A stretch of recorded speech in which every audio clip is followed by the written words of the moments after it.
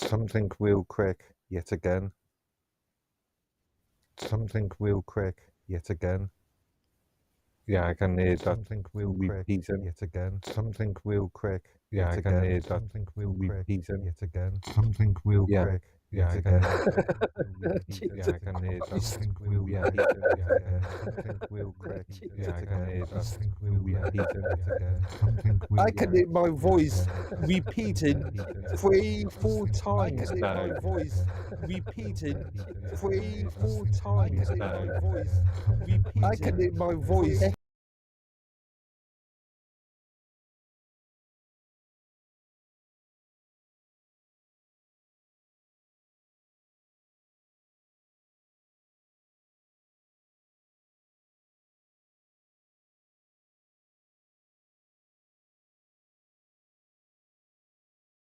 No, no, no, no, and no. No, no, No. no, no, and no. No, no, no, no, and no, no, no, no, and no, no, No.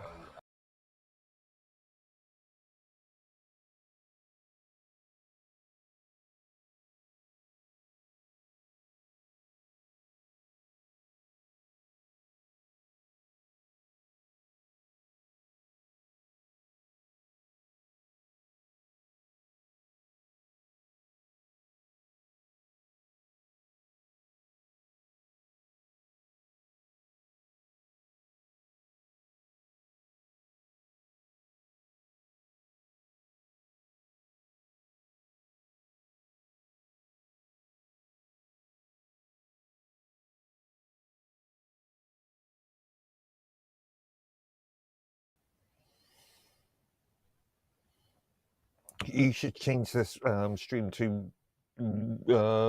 You should change this Tech stream Talk to. Asylum. You should change this Tech stream Talk. to. You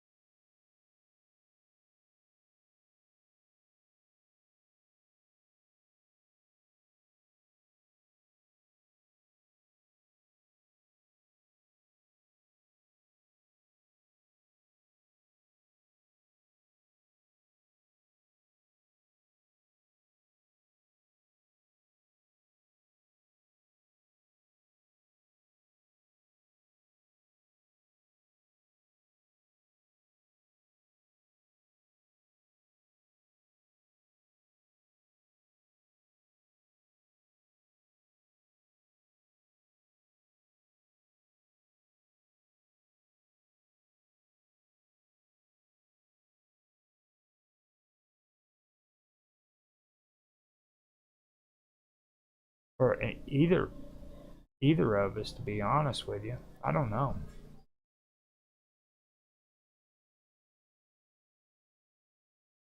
Yeah, I'm wanting to try to get it.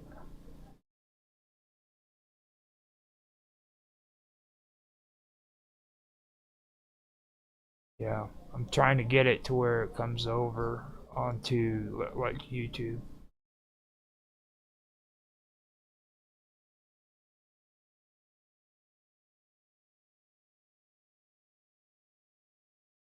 All right. No, that's because YouTube's on. Yeah, YouTube.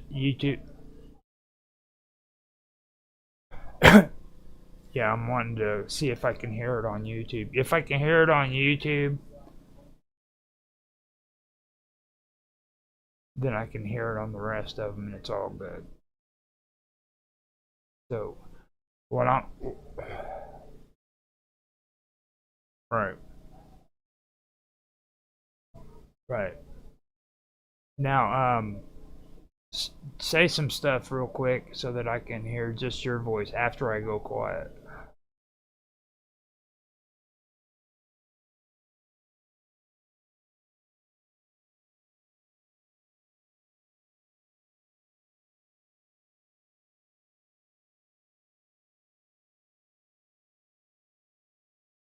Your voice after I go quiet. Your voice after I go It's only quiet. good. Your voice after I go It's only quiet. good. This is Okay. your voice after I It's go only quiet. good. This is Okay. your voice after I It's go only quiet. good.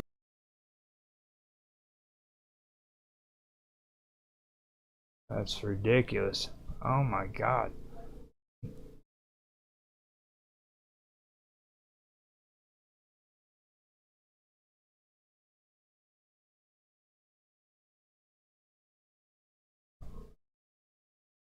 Okay, now I have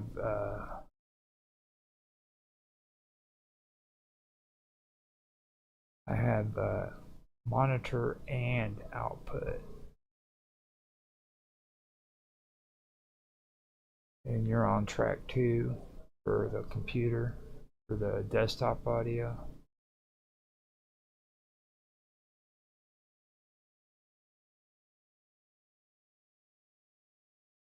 Let me see if that's just YouTube doing it, or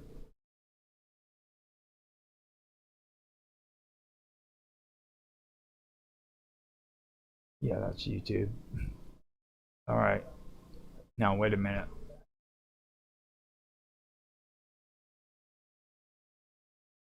Go ahead and say something.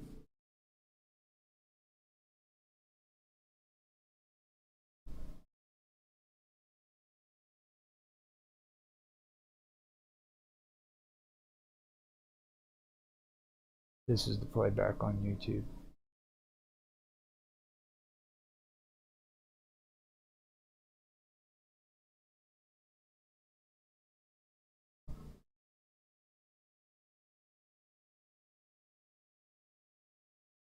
Yeah, see, it's just not picking you up. Oh.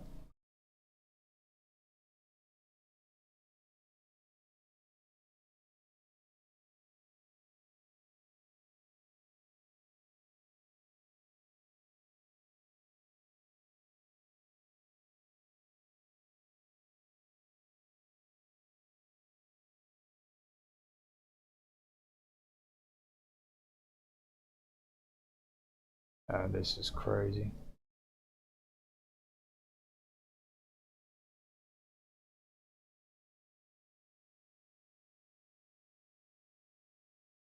So I'm going to have to just switch that back to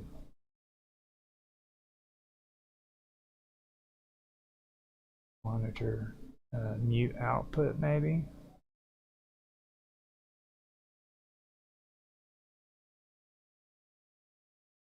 Yeah, it's doing the echo.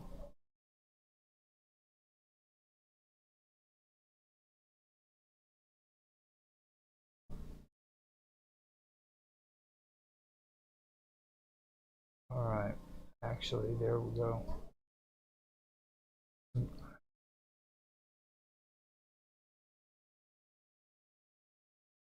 I'm just trying to freaking pick your voice up on there. You know what I'm saying? It's like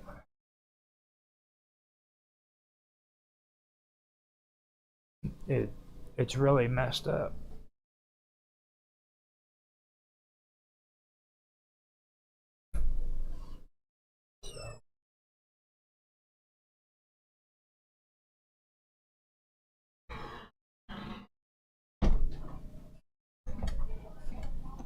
Oh, you got to be careful about that stuff, dude.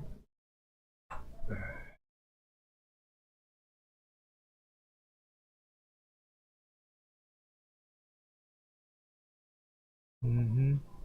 All right. I'll say something real quick.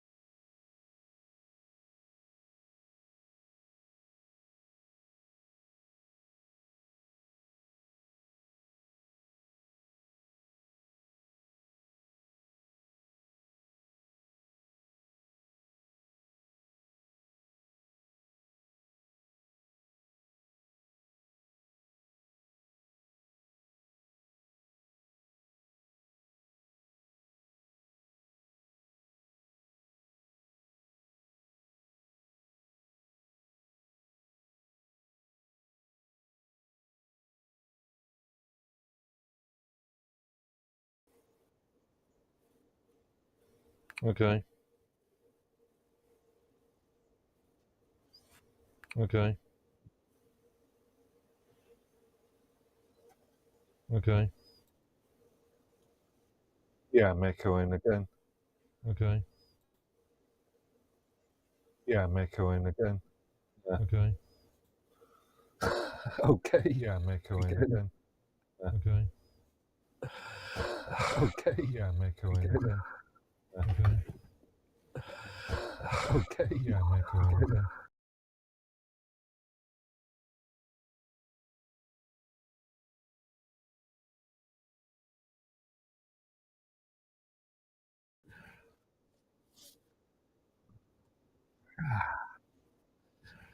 Hello, my name's Mark, and I'm saying something yet again real quickly. Hello, my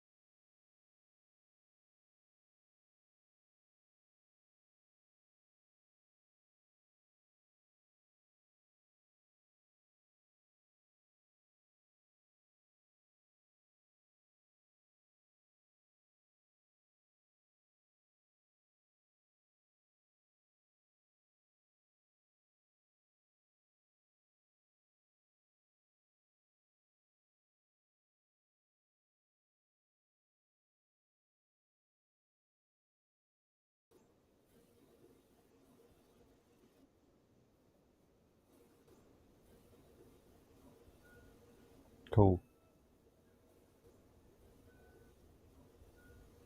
Cool. Ah, I know. Cool.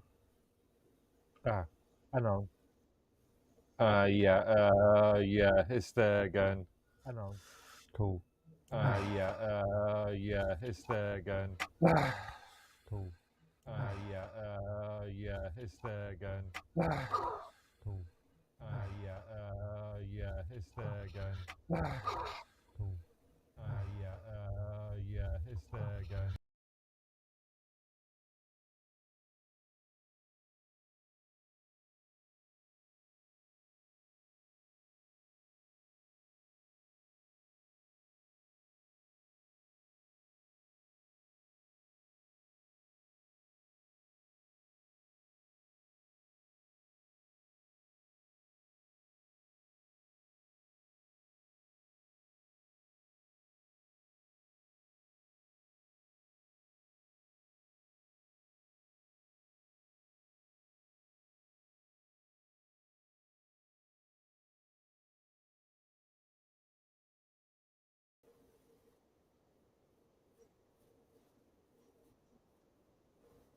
Okay. Okay. Okay. Okay. Okay. Okay. Okay. Okay. Okay. Okay. Okay. Okay. Okay. Okay. Okay. Okay.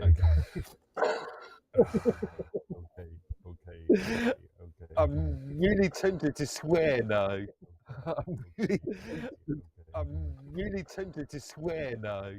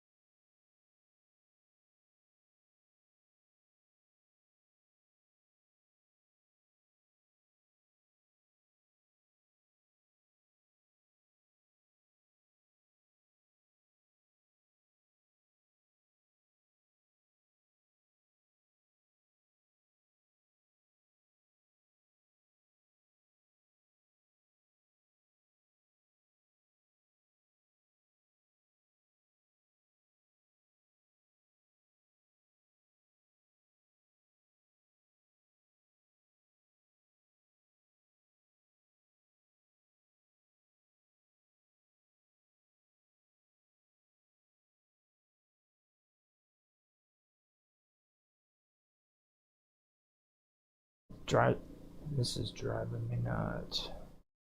Okay, so if I do.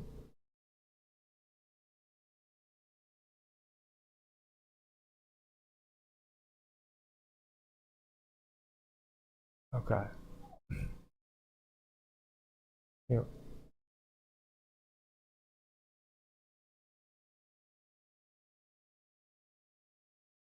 So back on there.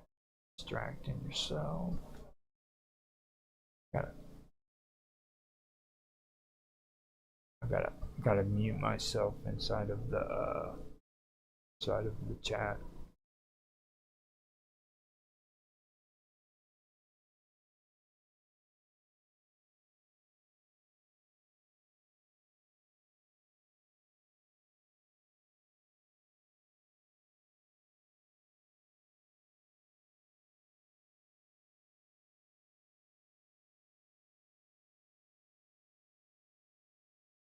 That is because I am using what they refer to as an ingest.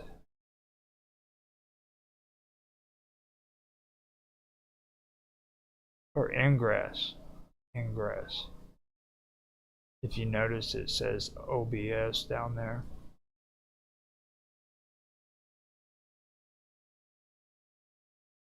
That's right. So I'm actually talking through OBS.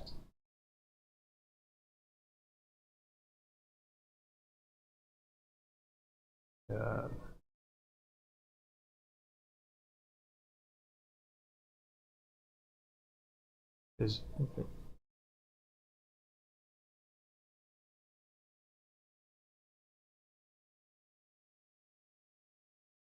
I feel sorry for anybody who's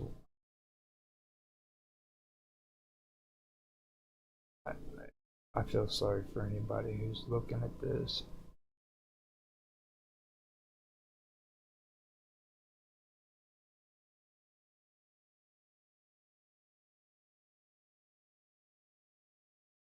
Now I can't get your voice in. See, that's the thing. That's what gets all.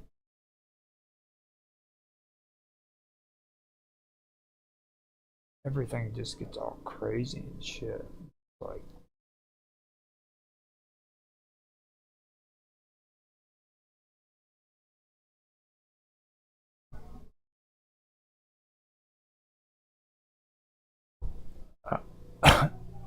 Tuesday. Well, Wednesday yesterday. Yesterday I had to do. I had to.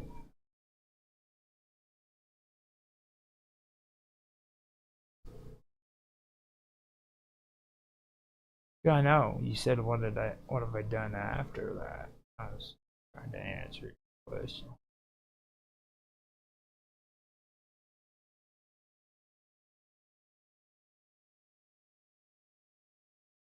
Oh, am I?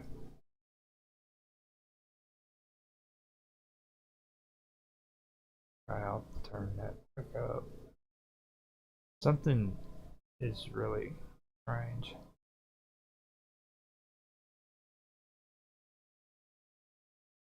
Really?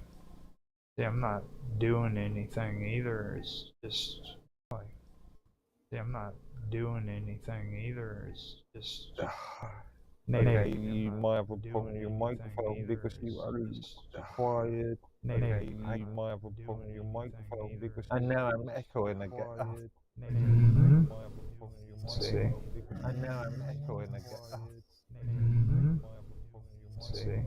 And now I'm echoing again. Mm-hmm. See. And now I'm echoing again. Crazy. See. So go to Rumble. Maybe I should put some bills on them today. Some bills So on go them. to Rumble. Maybe I should put some bills on them today. Some bills So on go them. to.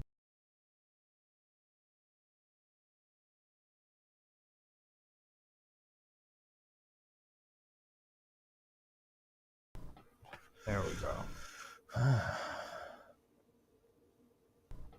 There we go. There we go. I can hardly hear you. I'm gonna have to increase my microphone, my speakers up even louder. I'm gonna have to increase my microphone, my speakers up even louder. I'm gonna have to increase my microphone, my speakers up even louder. I can hardly hear you. I'm gonna have to increase my microphone, my speakers up even louder. Oh, for God's sake, no, God, fucking echo after, echo after, echo after, echo after, echo. Hold up, it's me. I'm testing the audio. For God's sake, no, God, fucking echo after, echo after, echo after, echo after, echo.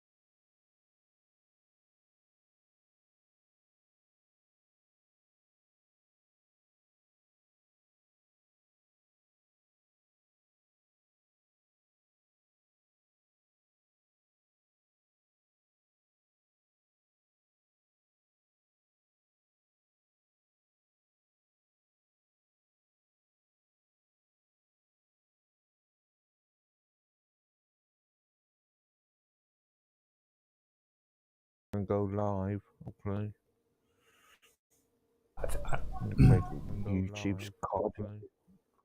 Yeah, I'm going to break YouTube's cardinal thing.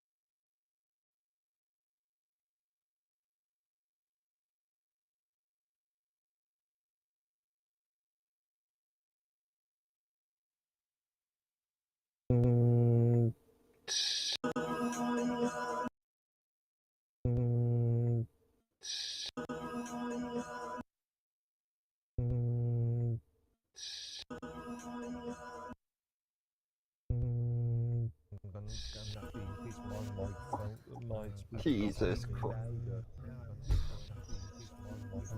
Is where you're supposed to be at. I don't know anything anymore.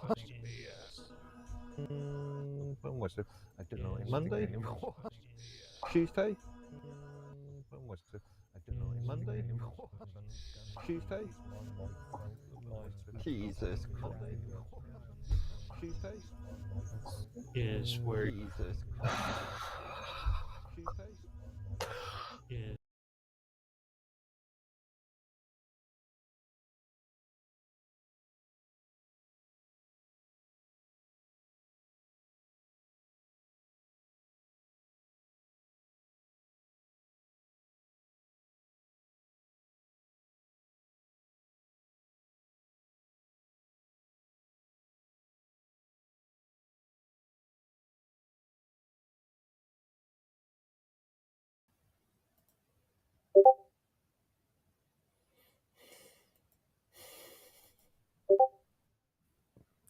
What? Fantasy. What? Fantasy. What? No, that's got to be Beatles. What? No, that's got to be Beatles. No, that's got to be Beatles. No, that's got to be Beatles.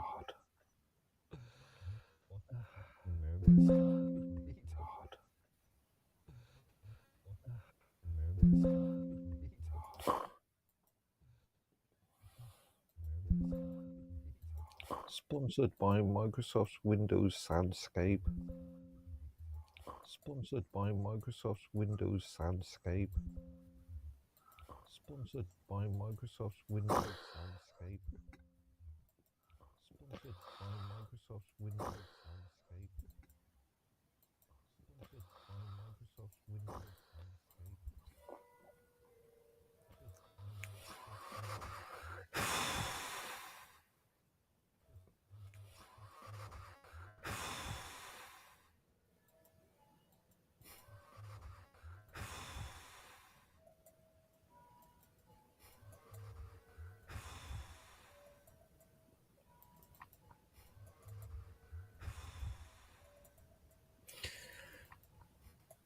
This is what they must mean by cruel and unusual torture. This is what they must mean by cruel and unusual torture. This is what they must mean by cruel and unusual torture. This is what they must mean by cruel and unusual torture. This is what they must mean by cruel and unusual torture.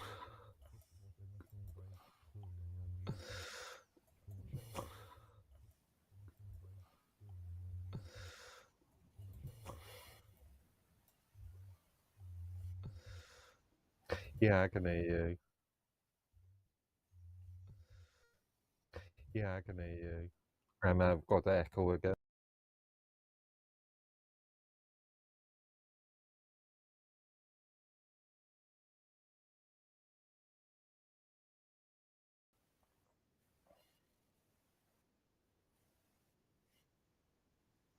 Perfectly. I referred my speaker volume back to where it was, and yeah, you sound okay. But I can hear myself after 3 seconds. But I can hear myself.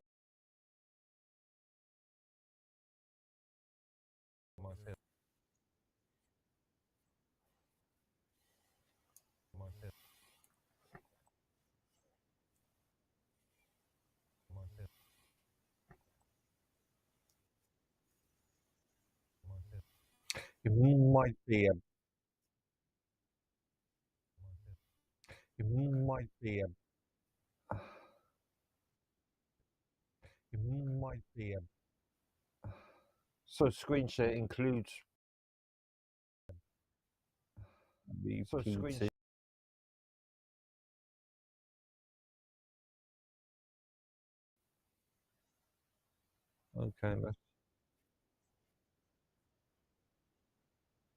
Okay, let's just don't say anything for a couple of seconds, and let's to see if I'm repeating myself. Don't say anything for a couple of seconds.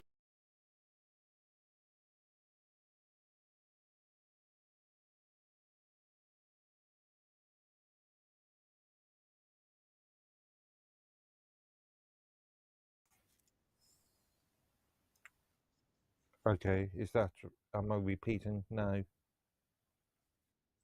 Okay, am I repeating now? Yeah, I'm repeating. Okay, am I repeating now? Yeah, I'm repeating.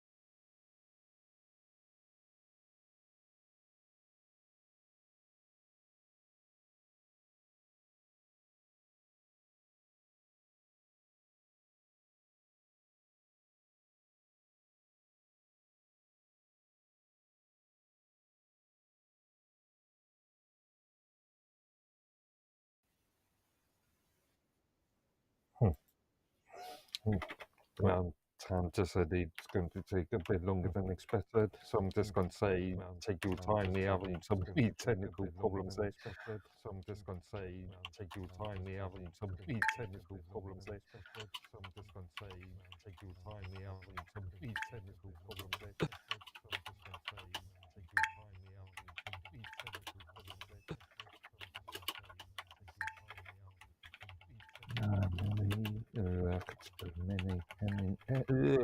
I can't even type now.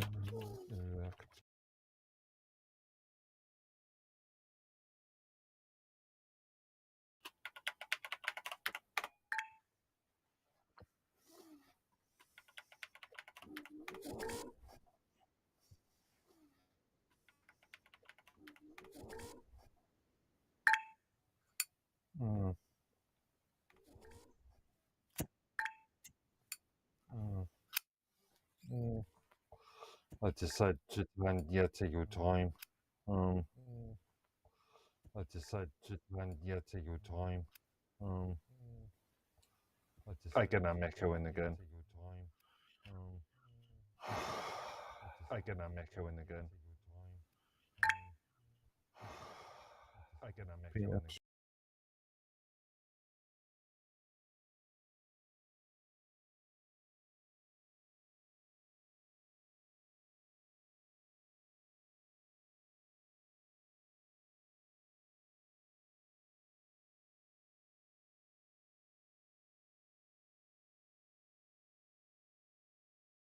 Joy. Joy. How long are you expecting? How long are you expecting? How long are you expecting? How long are you expecting? No,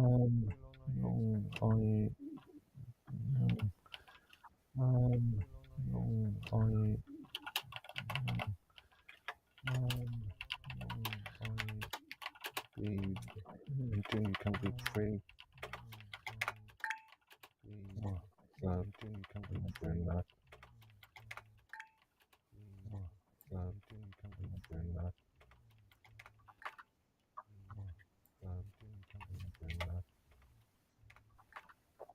We already an hour late anyway. We already an hour late anyway. We already an hour late anyway. We already an hour late anyway. We already an hour late anyway.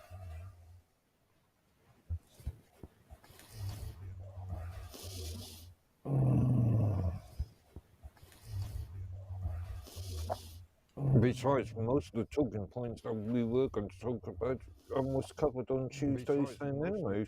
Wasn't that? We were going to talk about almost covered on Tuesday's thing anyway. Wasn't that? We were going to talk about almost covered.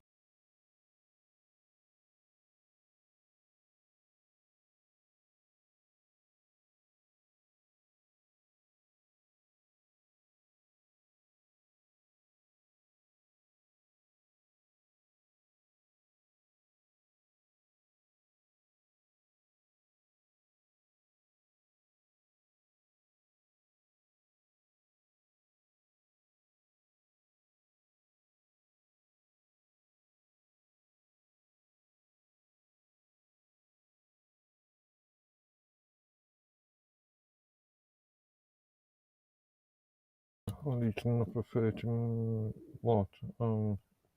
At least another 30 minutes until you were free. What? At least another 30 minutes until you were free. Well, we can wait for 30 well, Okay. we can wait for well, you're having technical problems now, aren't you? So, well, you're having technical and he's not going to be free for another 30 minutes. Well, you're having technical and he's not going to be free for another 30 minutes. Oh. Oh, God's sake.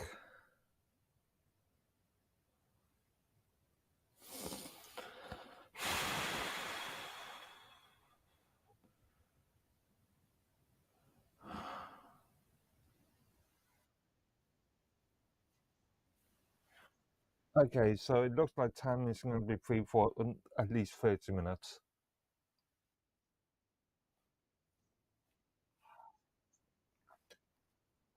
Oh.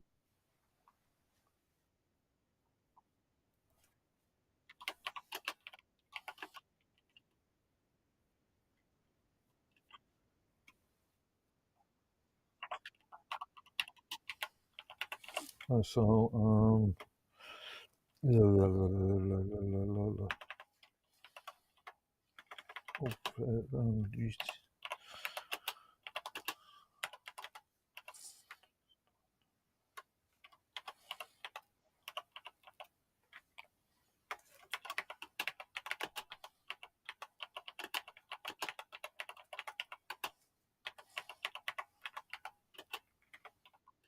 you can start the extra stream at 003 half midnight UTC.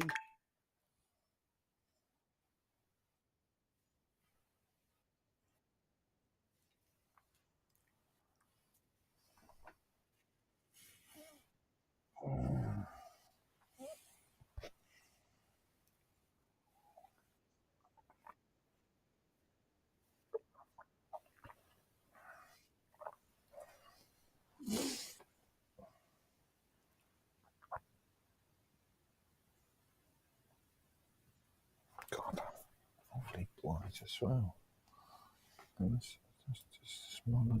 Oh, okay, maybe not. Need to do some colour correction on that monitor.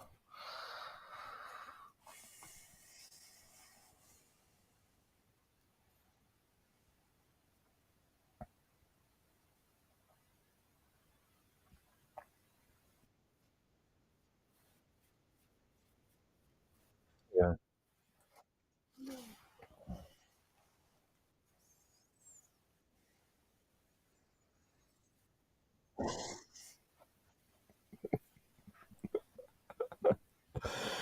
God, I want to cry.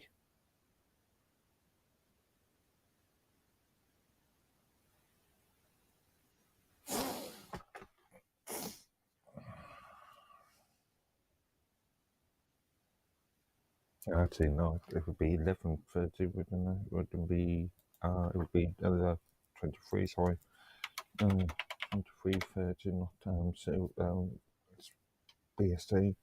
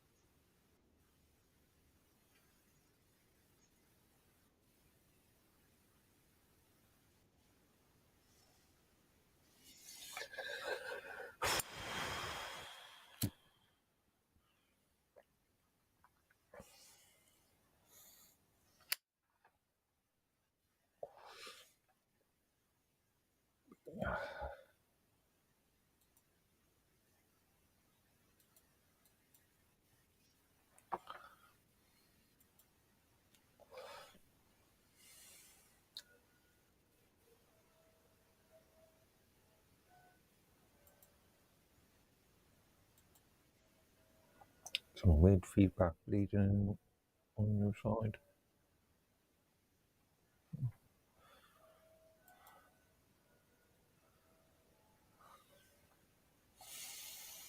Oh, what the hell?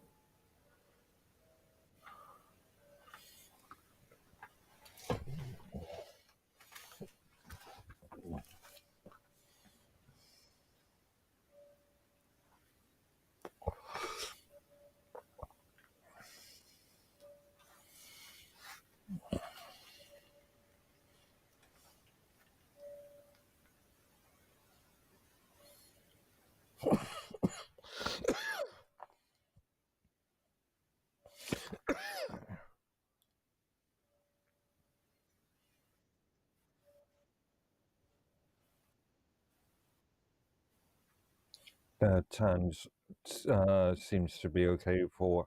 Oh, yeah, you've just seen the message, so yeah.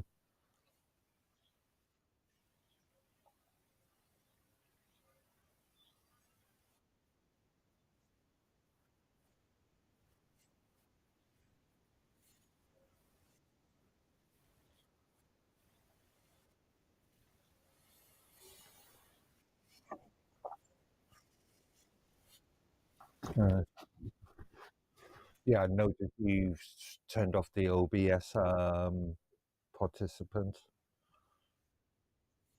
Yeah.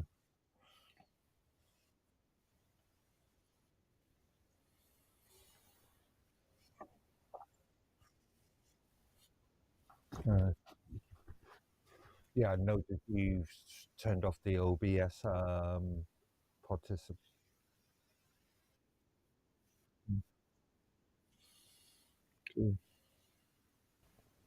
Unleash another 13.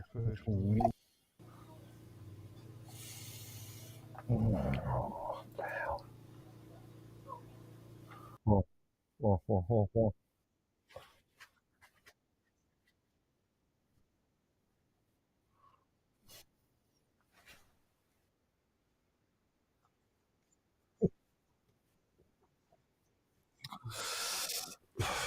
You're driving me.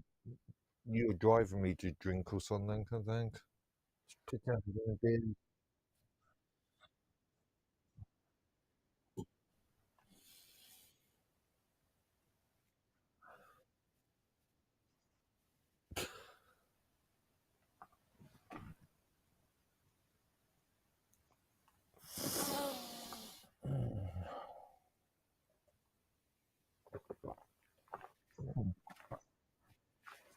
Just finish up the bottle.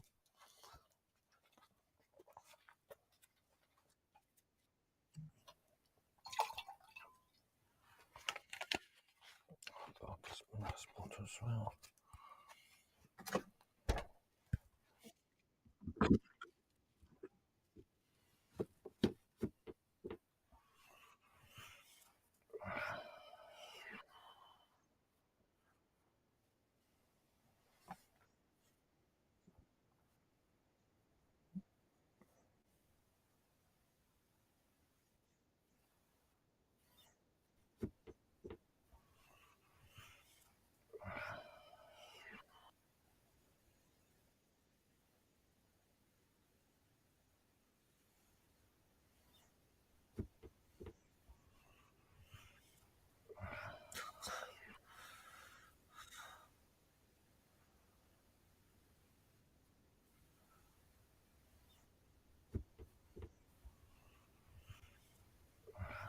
Are you going to delete the last half or last hour, or I mean, we can't really have that up.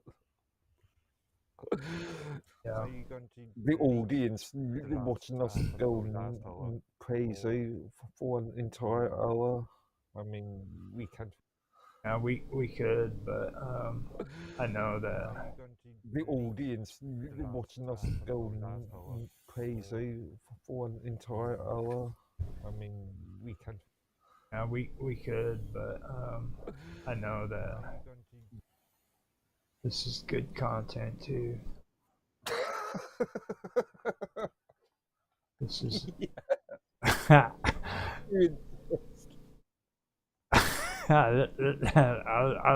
It took me a second to answer that because I'm in here listening to the audio and stuff, and like, just really good content. All I can say. No, it's not. It's definitely not good content at all. It's the opposite to good content. This is what everybody wants to see. No, they do not want to listen to this. Seriously. I think that something. Okay, I know what happened.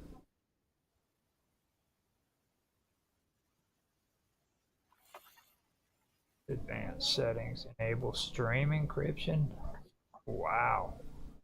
Boy, they're getting fancy on Stream encryption. What the hell? Yeah. It's really, really weird. I wasn't. Alright, on X, they're starting to do stream encryption.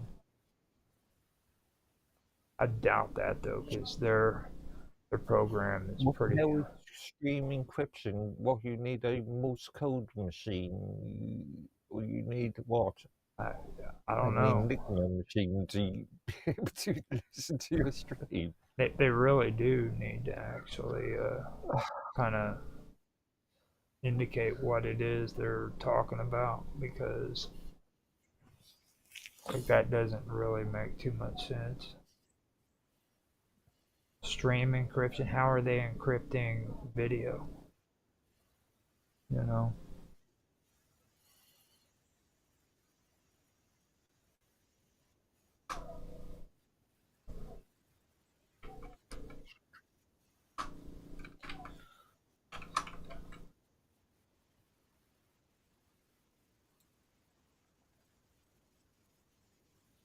This seems nonsensical.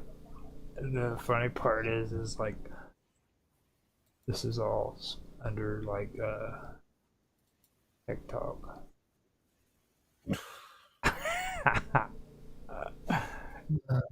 And on YouTube it's for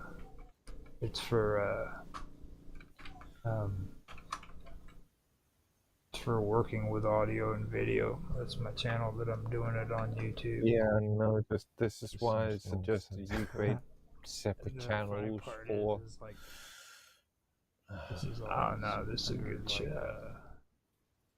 TikTok. Okay, so X is good. I know. X is up and running.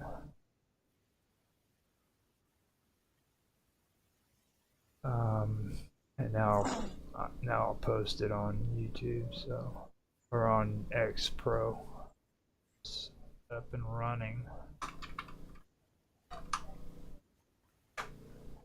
Yeah, and now I'll post it on YouTube, so, we haven't been doing any of that for all the other platforms, just for Rumble. Sorry, doing what? All the stuff that we were doing here, just here in a little bit, it's all just on Rumble is where we were doing it. So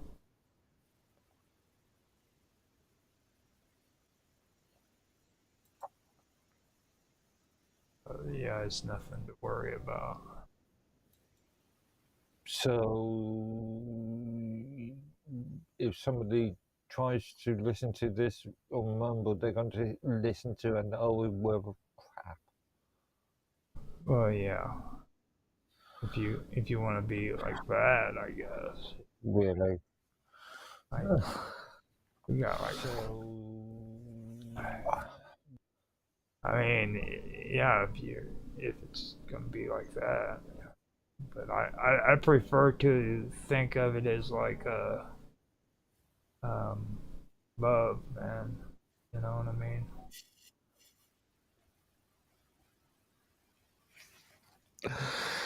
Oh God.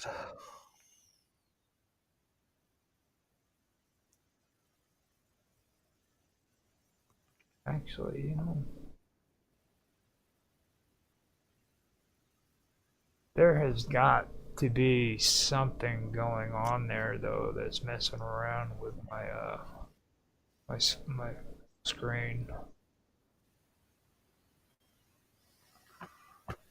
because it's doing some weird shit. You know what I mean? Weird chat. Define. Well, it's doing like this strange freaking on the OBS. It's causing it's just acting weird. Well, it's been so long since I've actually used it, you know. But it's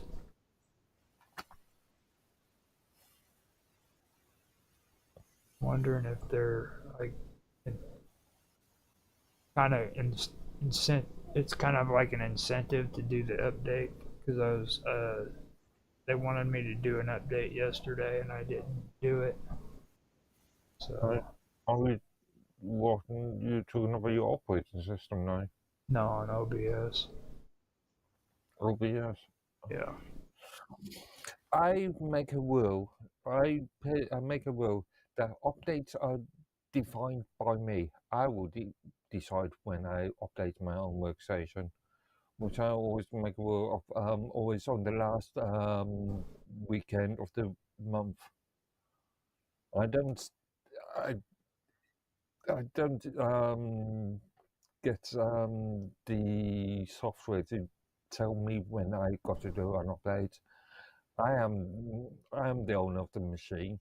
I will decide when I do an update. Gonna have to put you on a show and have you tell people all about that. Just, because like it's pretty hardcore rebellious shit right there, dude. No. I've had cases where an update has screwed me over, and I've had so much downtime like because it's pretty hardcore.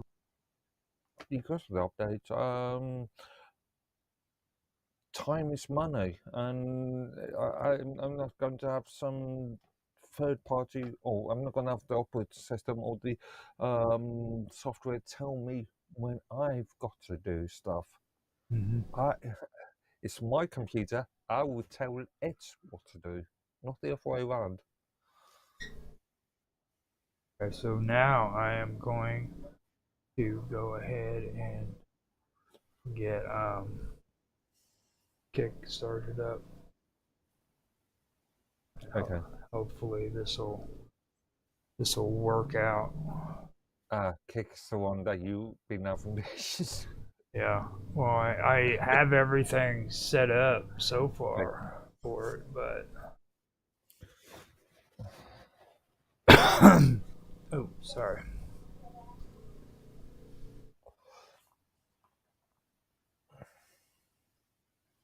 There we go. I'm gonna turn the voice up on yours that way too, so that freaking that's probably why it sounds so low. Actually, you sound okay as far as I'm concerned now. Okay. It's just a bit earlier. There we go. We got Kick Up. It actually came through pretty good. There we go. We Cool. got Kick Up. It actually came through.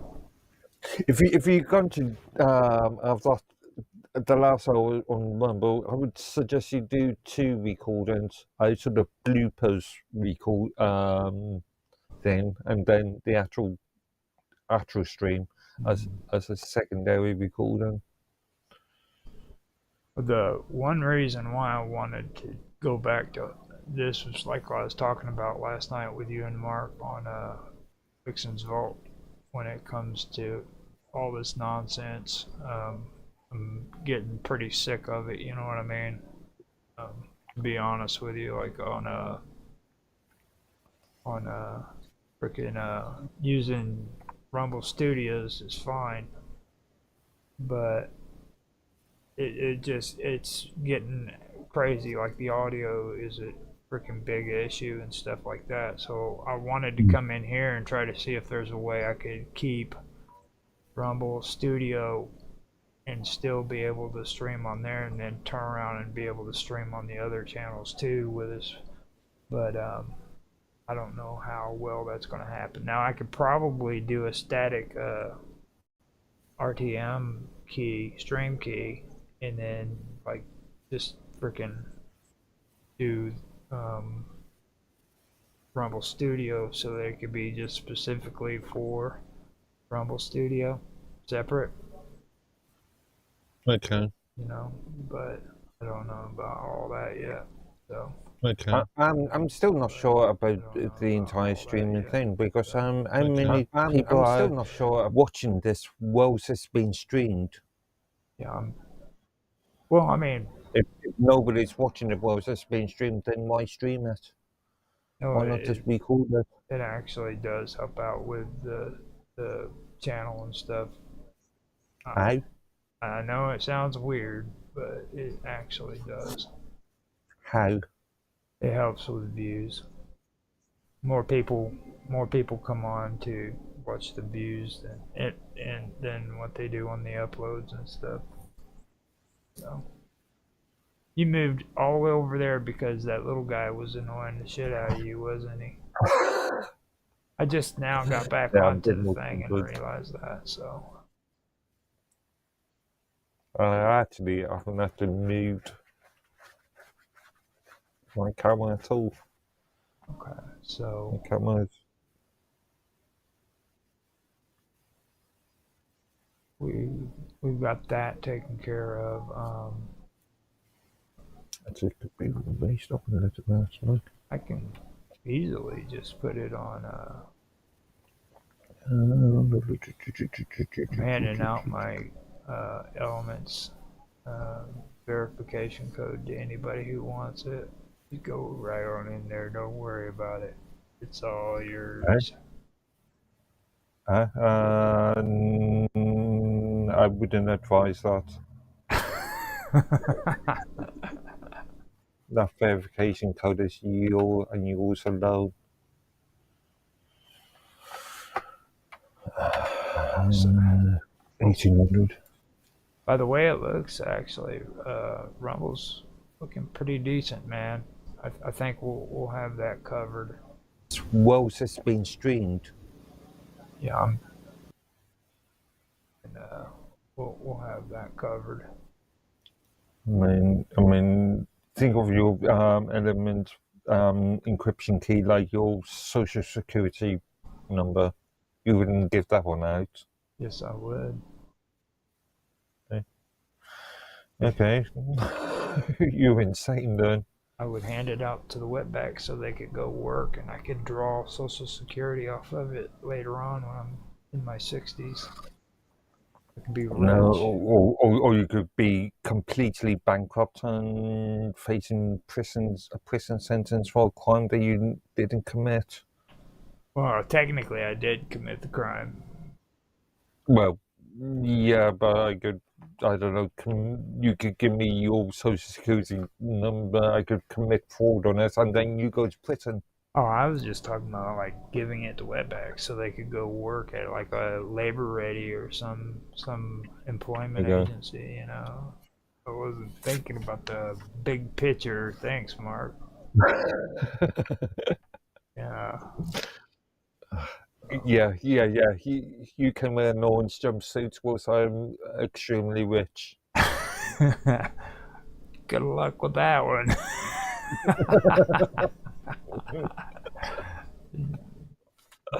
Just saying. There we go. We got this. Look at that. Look at that. Now I turn around and I just what we do is we do this. I will turn media source off and leave the image up.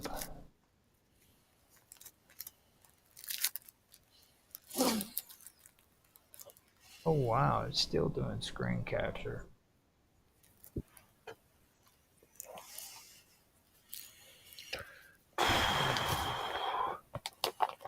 There we go. I got an idea, man. This is gonna work out really good.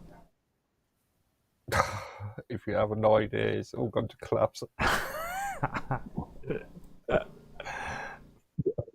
Now, hold on a minute. I've got to get rid of that. I will move this over here.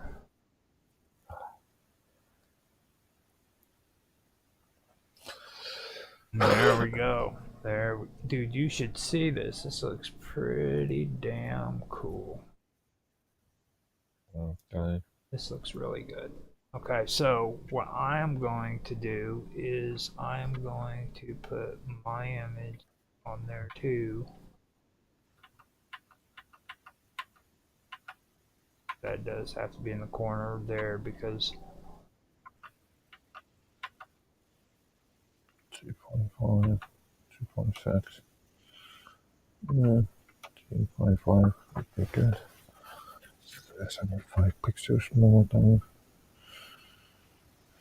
I'll do it down at 260.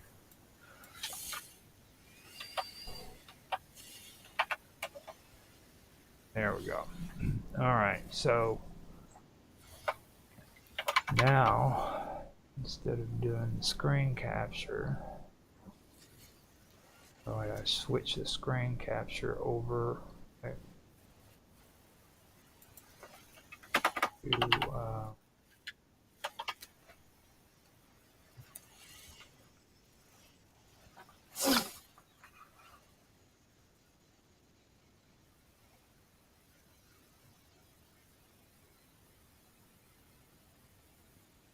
actually, you know what we could do? We haven't had freaking the Elements chat on in the background for the whole for a while, so I can do that.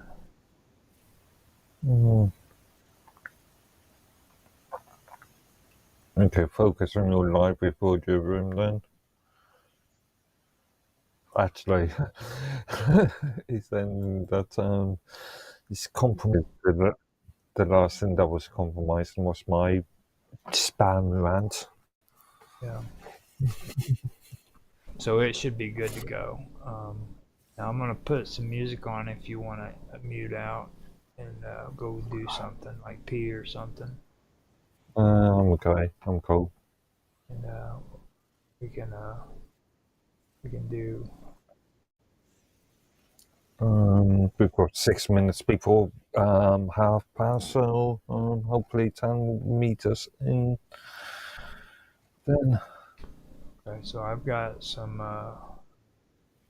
cool music that we can put on to where people can hear it and enjoy it and be all cool and stuff. And say, "Oh, Roger, you're so cool. You got the coolest music." Royalty free, remember? Royalty free. Oh, all the stuff that I have is created by Mr. Robot, and some of it's me and everything. I've gone through and It looked like he was actually using illegal music. yeah, there's a couple of them that I filtered through and caught. So the ones that I am using, I'm being very careful. Mr. Robot's a troublemaker. Yeah. So okay, let me find out where I put the music. Okay. This one is 22 minutes, which would be about the right time. Actually, 22 minutes. What? So we aren't going to start until 40 minutes past. well, I can stop it. I just okay. I'm gonna do. It's going to be a really, really long night. I'm gonna do this song so that everybody can enjoy it. Enjoy the smooth rhythms of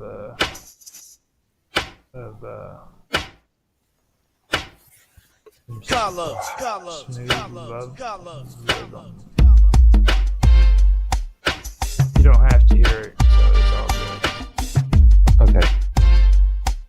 I can put something on for you if you want to hear it. All those people on Rumble won't hear it either. It's all coming off of OBS. Sweet melody.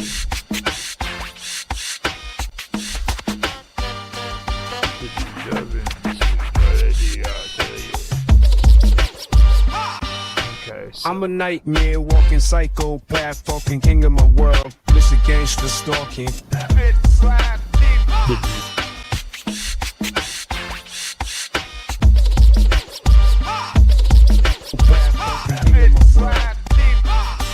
This a gangster stalking. Got it. I'm gonna mute out real quick. Go get some King of my coffee. world, king of my world. This a gangster stalking. Can I get any more plug in this house?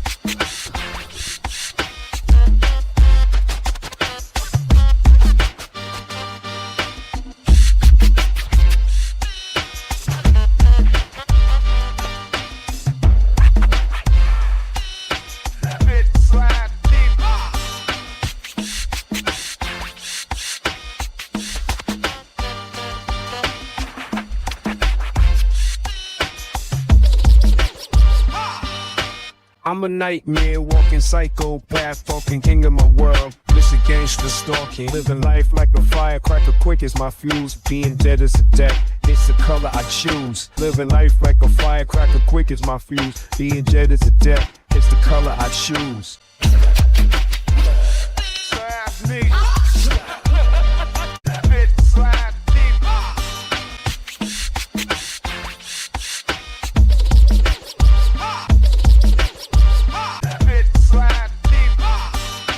Gangster stalking,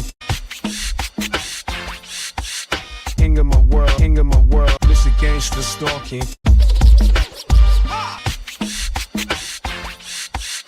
Being dead is a death, being dead is a death, being dead is a death. It's the color I choose. I'm a nightmare, walking psychopath, fucking king of my world. This a gangster stalking, living life like a firecracker, quick as my fuse. Being dead is a death, it's the color I choose. Living life like a firecracker, quick as my fuse. Living life like a firecracker, quick as my fuse. Being dead is a death, being dead is a death. This a gangster stalking, living life like a firecracker, quick as my fuse. Being dead is a death, it's the color I choose.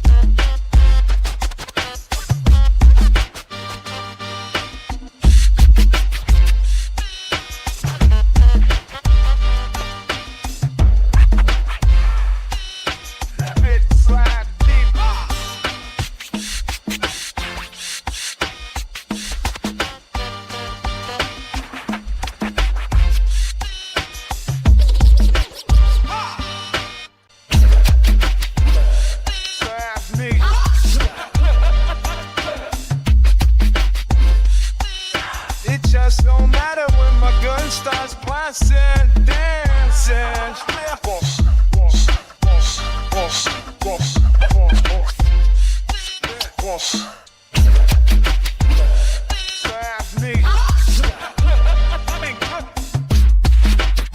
Just round town, shout out.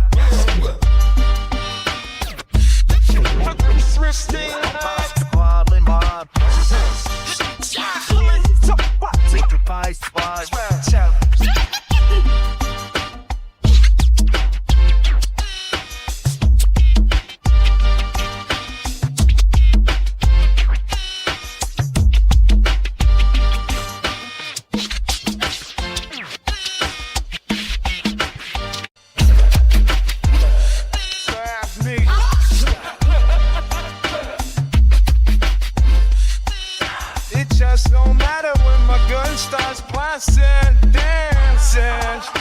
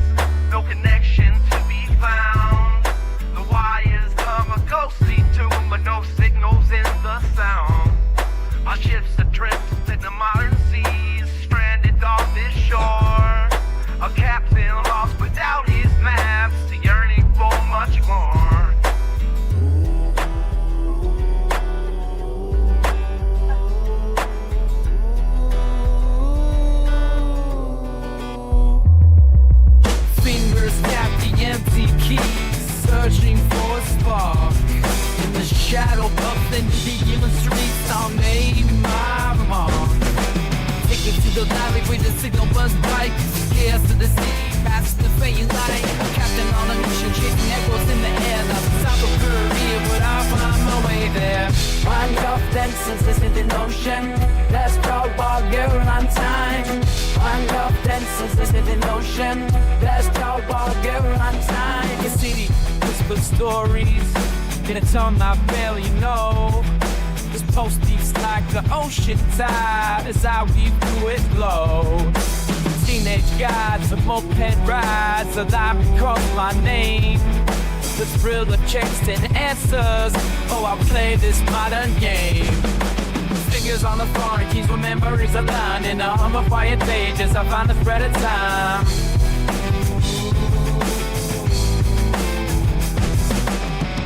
The lorry with the signal runs bright. Chaos of the city, past the fading light. Captain on a mission, chasing echoes in the air. Lost inside a career, but I'll find my way there. Figures like the stars are charted in my past. 10 minutes on the clock, this moment can I last? Urgent whispers in my mind, a race against the tide. But even in this foreign land, I'll claim the stars as mine. Find your fences, is it in motion? Let's go, ball, you're on time. Find your fences, is it in motion? Let's go, ball, you're on time. Take me to the lorry with the signal runs bright. Chaos of the city, past the fading light. I'm captain on a mission, chasing echoes in the air. Lost inside a career, but I'll find my way there. I'll find my way there.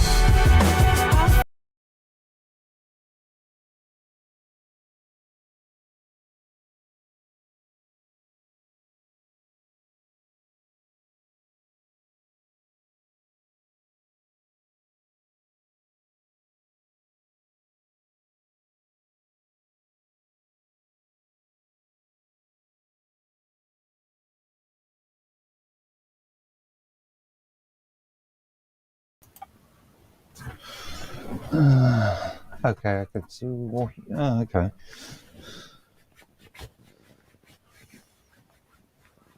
You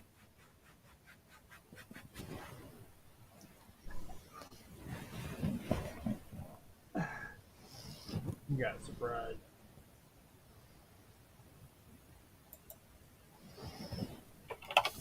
Okay.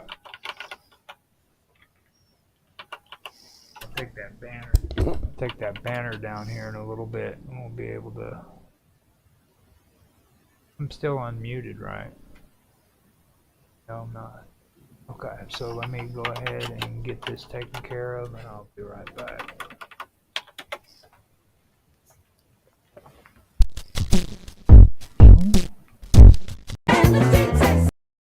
How much farther did that? Electric shining light, we're swinging through the night. Keep it running, keep it tight. Keep it running, keep it tight. Getting crazy, getting wild. Getting crazy, getting wild. Keep it running, keep it tight. Getting crazy, getting wild. Getting crazy, getting wild. Keep it running, keep it tight. Keep it running, keep it tight. Getting crazy, getting wild. Keep it running, keep it tight. Keep it running, keep it tight. Move and feel the fire. Feel the fire. Keep it running, keep it tight. Move and feel the fire. Feel the fire. The fire. Move and feel the fire. Keep it running, keep it tight. Passion and energy takes us higher. Keep it running, keep it tight. Move and feel the fire. Passion and energy takes us higher. Getting crazy, getting wild. Passion and energy takes us higher. Getting crazy, getting wild. Passion and energy takes us higher. Getting crazy, getting wild. Keep it running, keep it tight. Okay, that's that then. Okay, that's that then. Okay.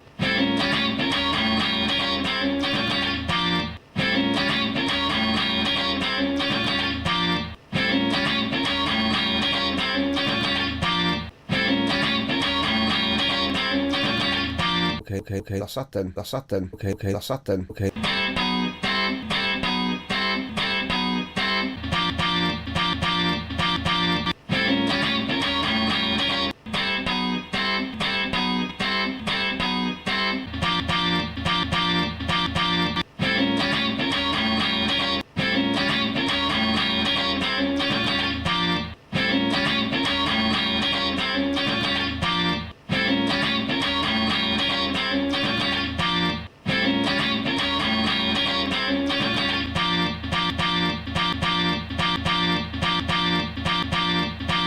Okay, das hat denn, okay, das hat denn.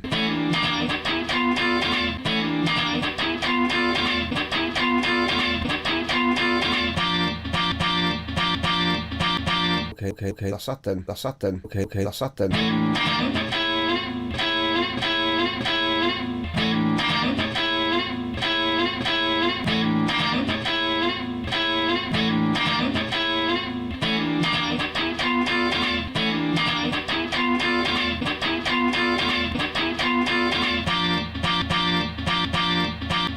Okay, das hat denn, okay, das hat denn.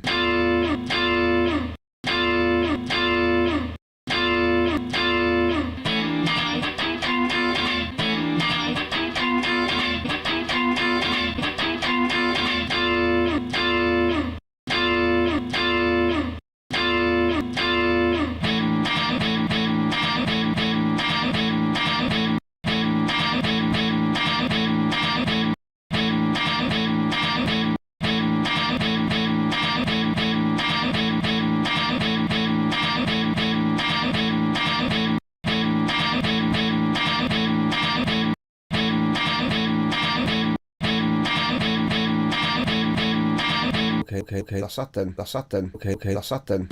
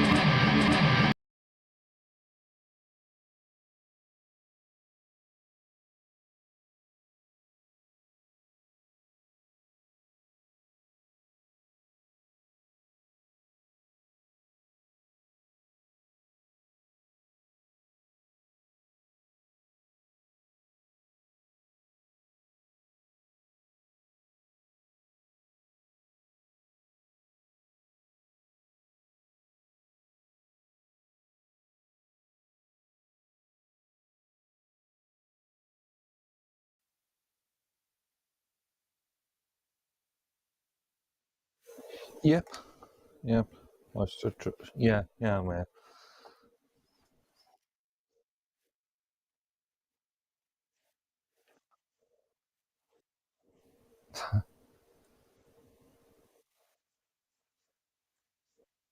Didn't you have it off the top at one point?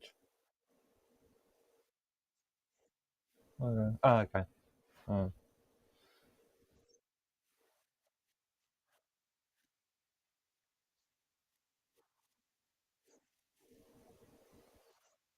Yeah. I noticed that your desktop audio was peaking quite high. This, yeah. Actually, I was just listening to Jimi Hendrix, "Castles in the Sand."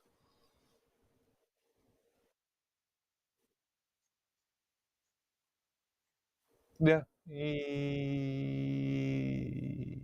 I can see the preview, sort of thing. Yeah.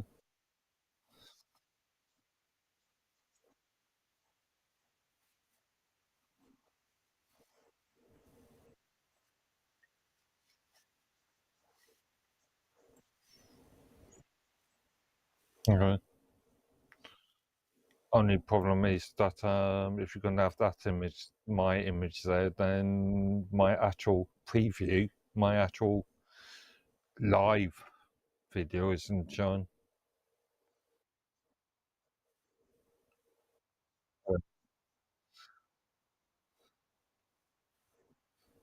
Okay.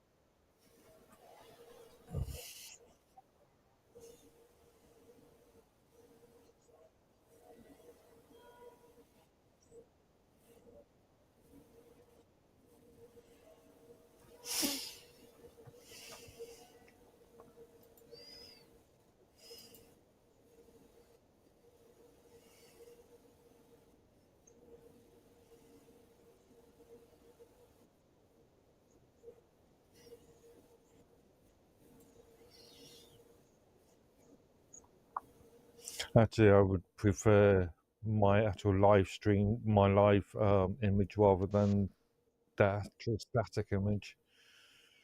Yeah,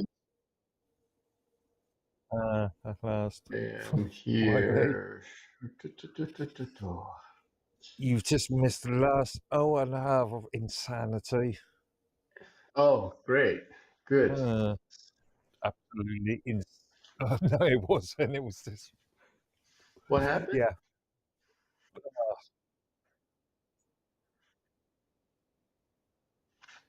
What sound problems or I heard like you guys were having some like echo mic problems. Yeah.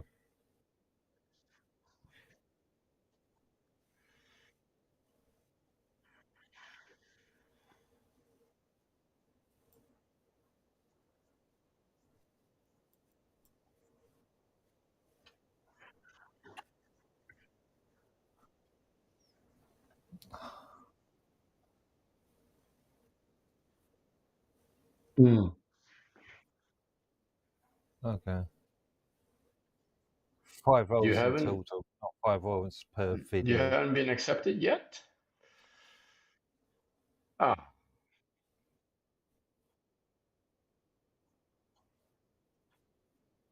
what are you,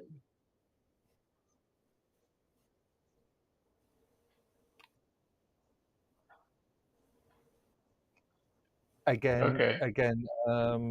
well, when you get a chance to give me the URL to their policy documentation. so I can review exactly what they've got to say.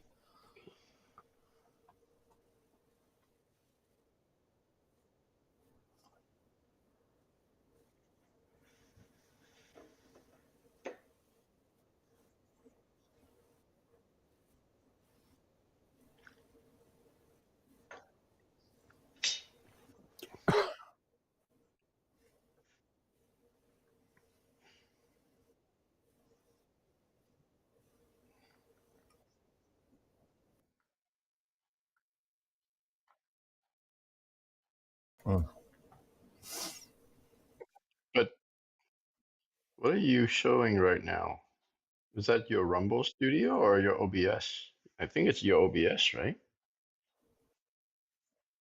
Yeah. Okay. On the stream, it looks a lot like OBS. Yeah. Oh, okay.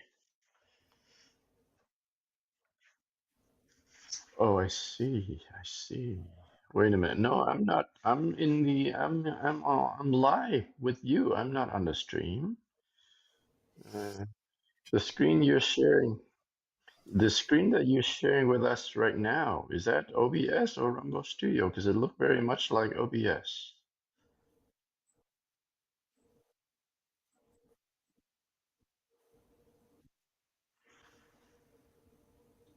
Okay.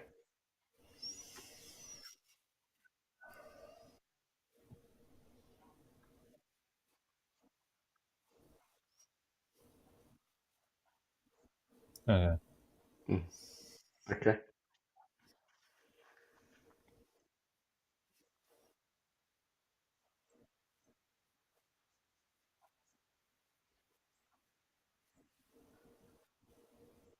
Yeah. Okay. Okay. Yeah, it's pretty high there. Yeah. Yeah. Yeah. So that's OBS, right? Yeah. Okay. Yeah.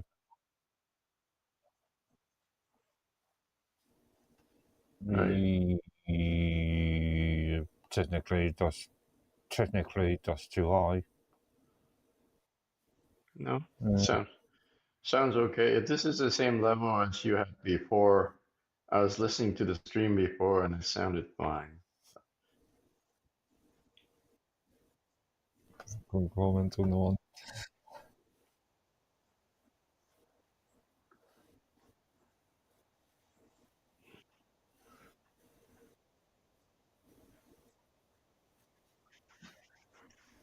Okay. I can think of a few sound engineers that would disagree with you on that one.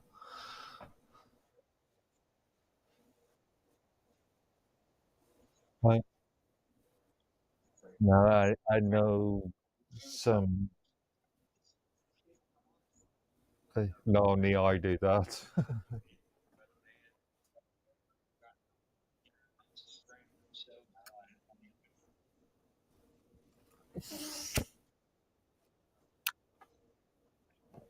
Sounds okay. I just checked the stream and you sound okay. I think so.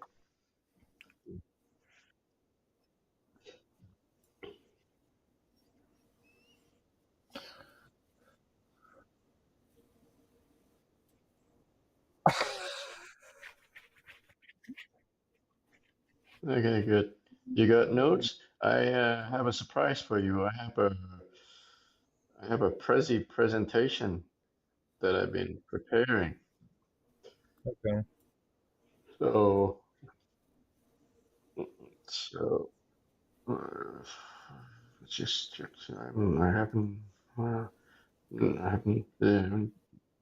put too careful work on it, so it might be like crappy. Most of this, you'd be surprised, was generated by AI. So.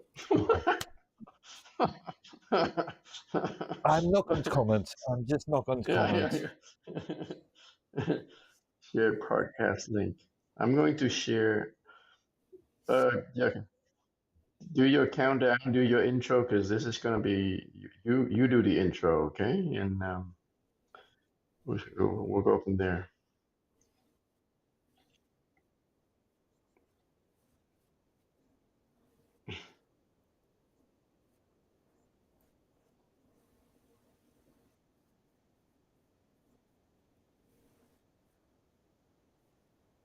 Hmm. Okay. Oh, really? I don't know Okay. what you're talking about. Hang on, hang on, hang on, hang on. Let me just double check a couple of things first.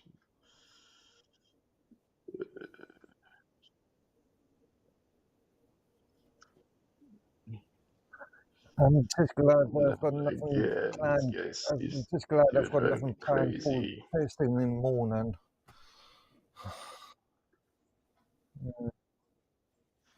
Alright. Yeah, I'm going to share this broadcast link once you're ready. You can bring it up on the stream. Where's the studio? No, I have a really tiny screen on the laptop. I want you to share this as I go along on my side because this is gonna work out well. I'm gonna share it on the. Where do you want me to share it? On the Rumble Studio chat? All right. Yeah. Actually, where am I? Yeah, this is Studio. Yeah. Yeah, do you see it? Uh, do you see it, Mark? Sorry, I'm looking at Rogers. Yeah, I see it.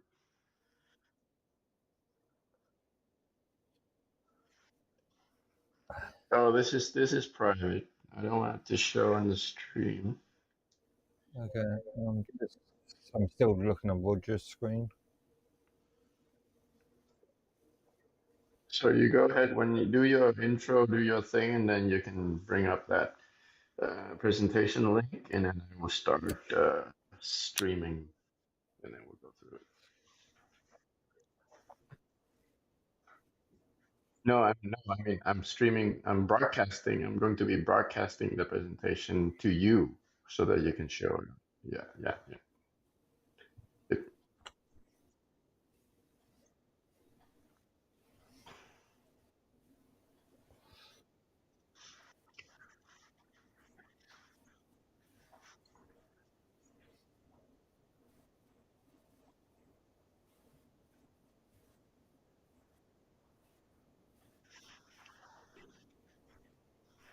hi.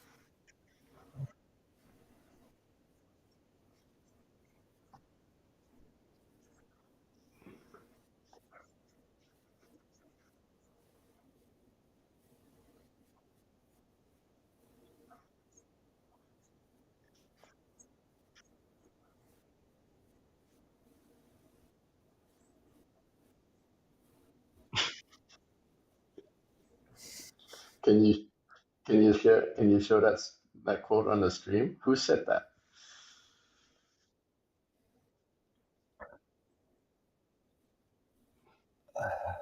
Share. Don't you want to share the article in the comments? Uh,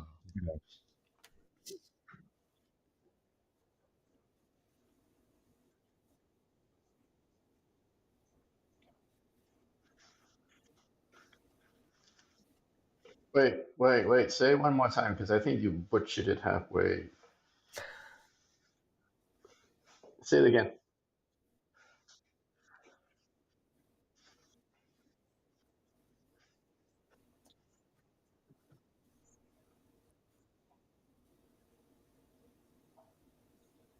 All right. Okay.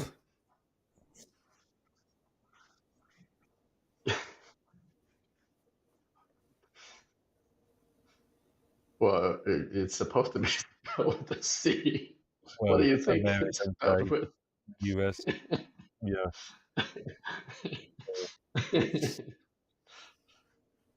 Okay, all right. So over to me. I have a presentation that I prepared to show. So if you click on that link, Roger,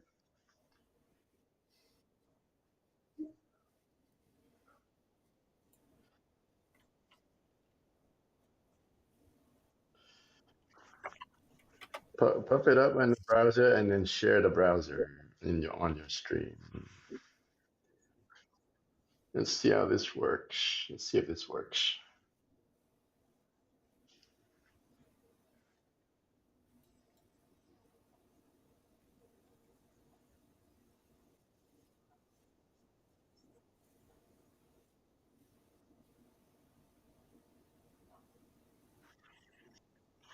Prezi.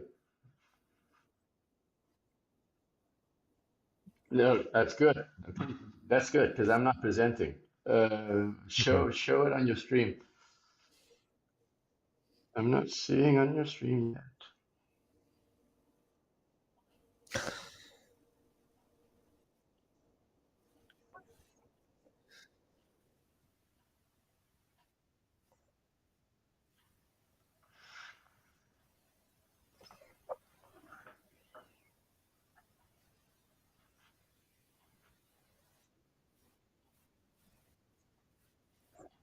Not seeing it yet. I'm watching the stream.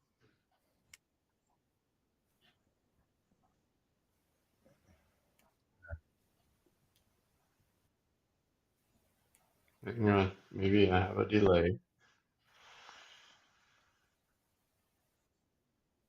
Okay, good. I see it. I see it. Good, good. So I'm gonna start. And let's see.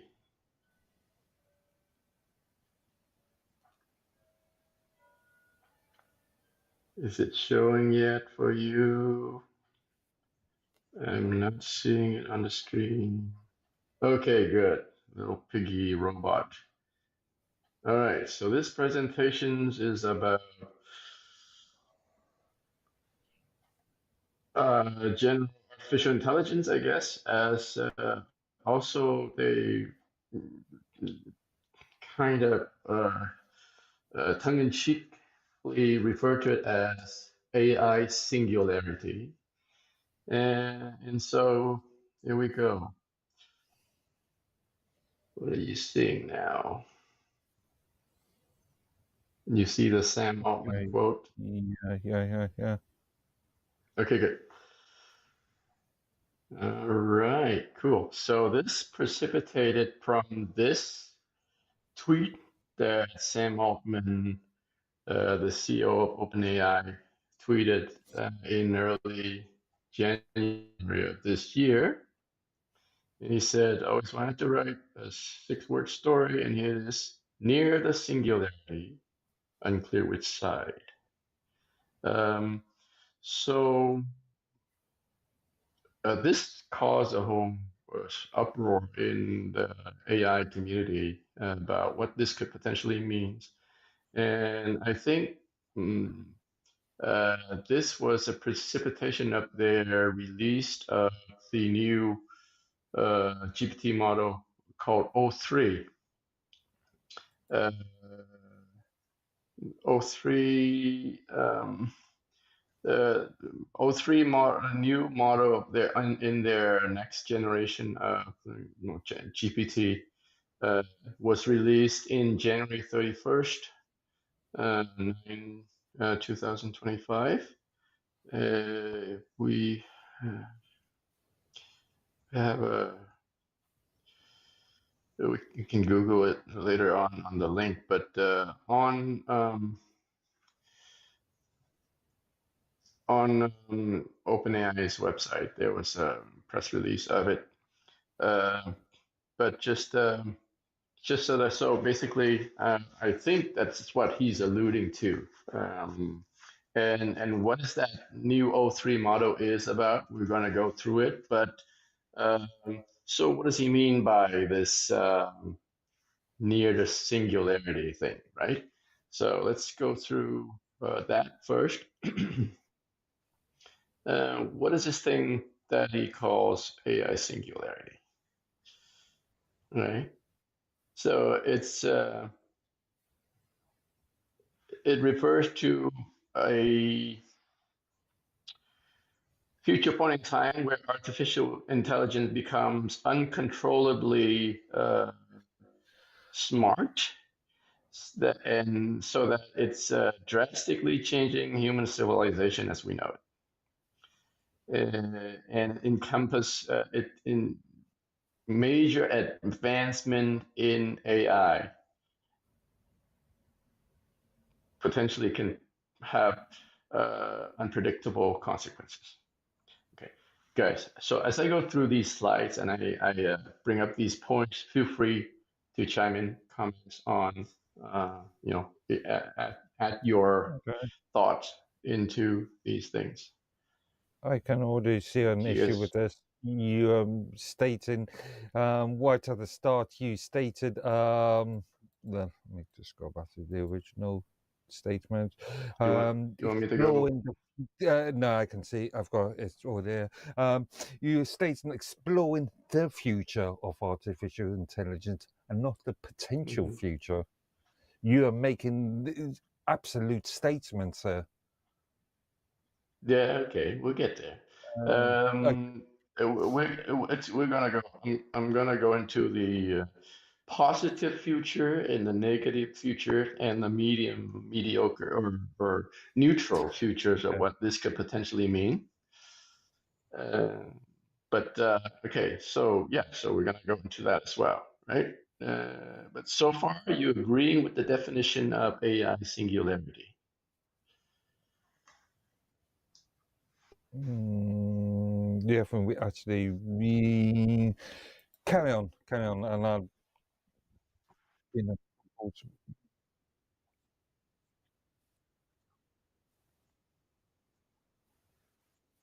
Mm-hmm. Mm-hmm. Yeah, yep. Well, I mean, even surpassing human, I mean, it's reasoning. Yeah, yeah, right.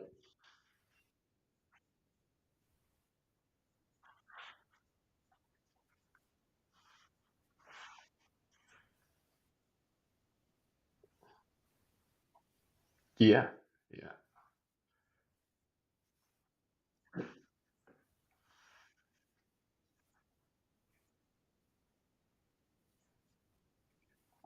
yeah, yeah. And you will see that the new OpenAI model is capable of doing advanced PhD level math as well. You know, just do like it's capable of doing like coding contests or competitive contests involving high reasoning skills in it as well. So, all right. So,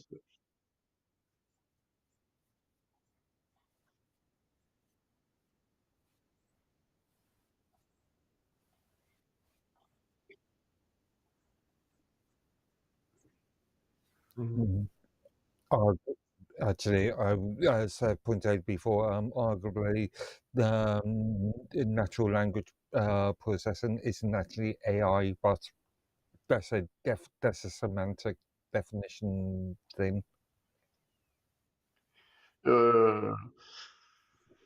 Again, yeah. no, this is way more advanced than that. So this already assumes that it's able to recognize facial features and text and Pattern able to recognition. understand. Yeah, understand. Not only recognize but understands, right? But that's basic AI though. Well, I mean, it's a little advanced, but it's not nowhere near general artificial intelligence, right? Um, okay, let's move on.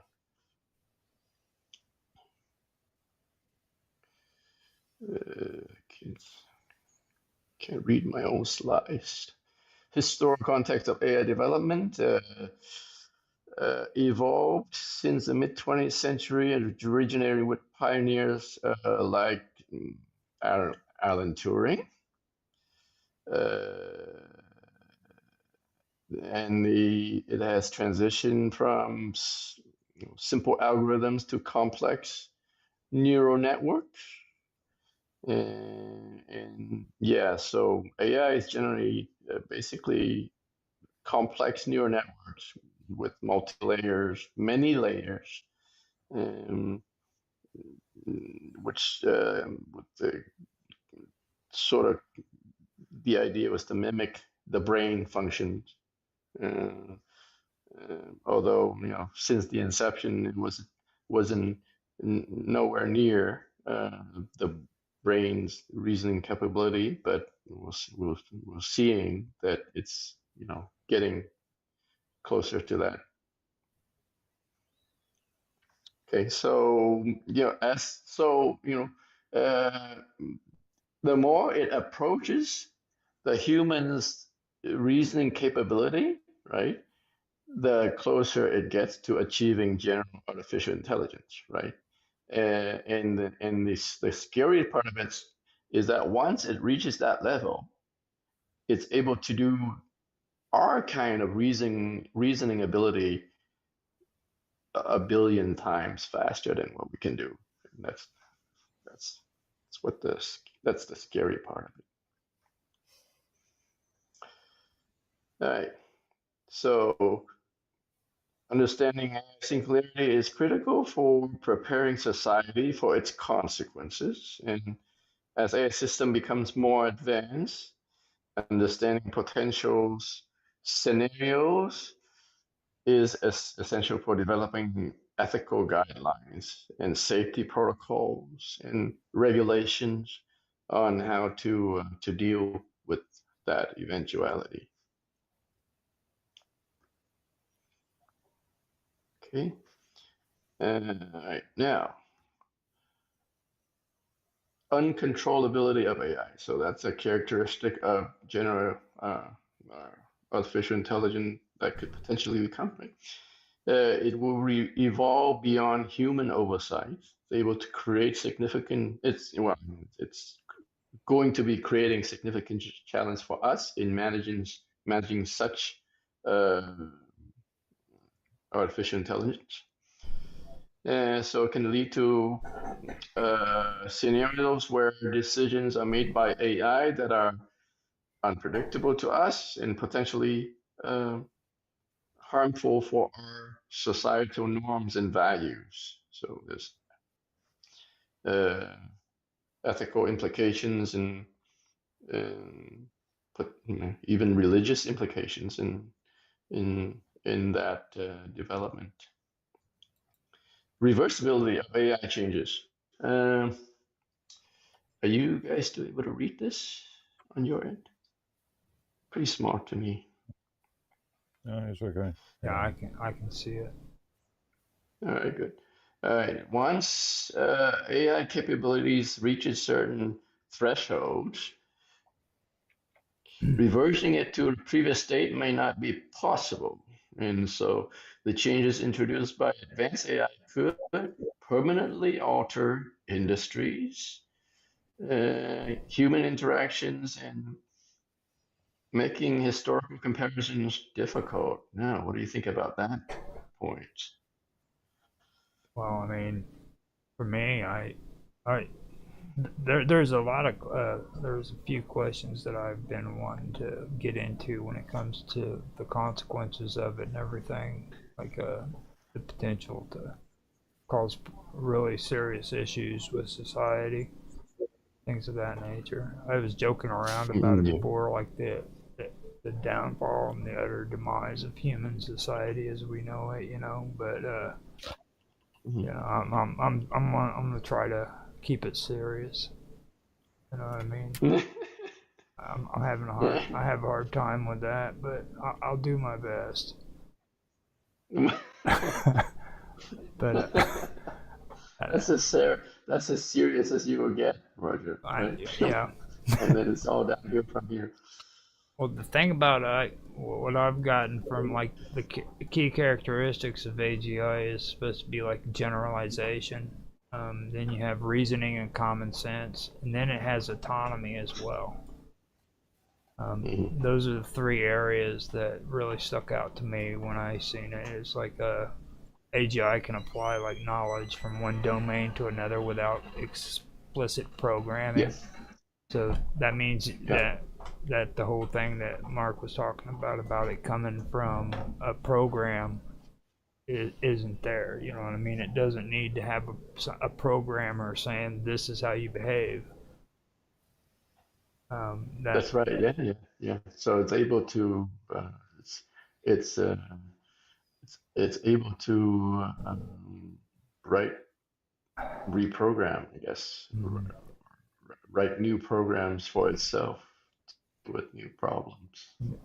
And then, like with the learning and adaptability, it can learn new skills and improve over time, like a human being can. That right there is what really stuck out to me. Like it can actually learn new skills. So say it's sitting around you, and say your wife is cooking food. It can sit and watch your wife cook food and not know a thing about it, but learn from it just by watching her. Okay, that would be more defined as intelligence rather than what we've got at this present moment, which I argue is naturally a form of intelligence. Well, I mean, not too many humans are all that intelligent. Well, Right. So that goes back to my potential. point that I made the other day. We talk about artificial intelligence, but I've got to wonder sometimes if actual intelligence is a dying thing. Yeah. And then like This exactly what this slice is talking about that you guys were just talking about there. It's the ability to enhance its own intelligence with new skills. Right? Yeah. So, yeah. Well, then like the autonomy part too, it can operate independent. You know what I mean? It can make its own decisions and set its own goals. That is what is amazing right there. Then after it does that, it has the potential to like enhance its own capabilities basically, and that's without any kind of human intervention or anything. It can just do it on its own. Yep. Okay, so let's talk about potential impact of it on society now. This is the good part. Yeah. So, may lead to significant economic shifts such as labor displacement and emergence of new job sectors. Yeah, of course. Uh, Automation could enhance productivity, but may also exacerbate inequality of reskilling efforts or displace for displaced workers who are inadequate. So this seems like a familiar problems when the Industrial Revolution came about, right, Mark? Like in Yeah. 19th, 20th century. Oh, so there was concern that robots would eventually replace human with all the jobs. But then that didn't turn out to be the case, right? Humans started to learn how to operate the robots in the heavy machinery. Yeah, but we did see Right? a major shift from agricultural to industrial work, and see a major shift from small communities to major cities, and then things like the creation of a sort of the free class sort of system. You know, so you back then too, they had to go from making things from hand to prefab. Prefab is actually here in the United States the first economic collapse that we had. Everybody always talks about the one that happened in the early 1900s, but before that, back in the 1800s, when when all of these changes started taking place, prefabricated materials for like houses and things like that started replacing, people actually making lumber from sawmills and building their houses from scratch. You know what I mean? They actually had it to where they could just get well, like walls now. You know what I mean? They're framed up already. Things like that. On that Mhm. point, we saw a change from sort of artistic sort of architecture to sort of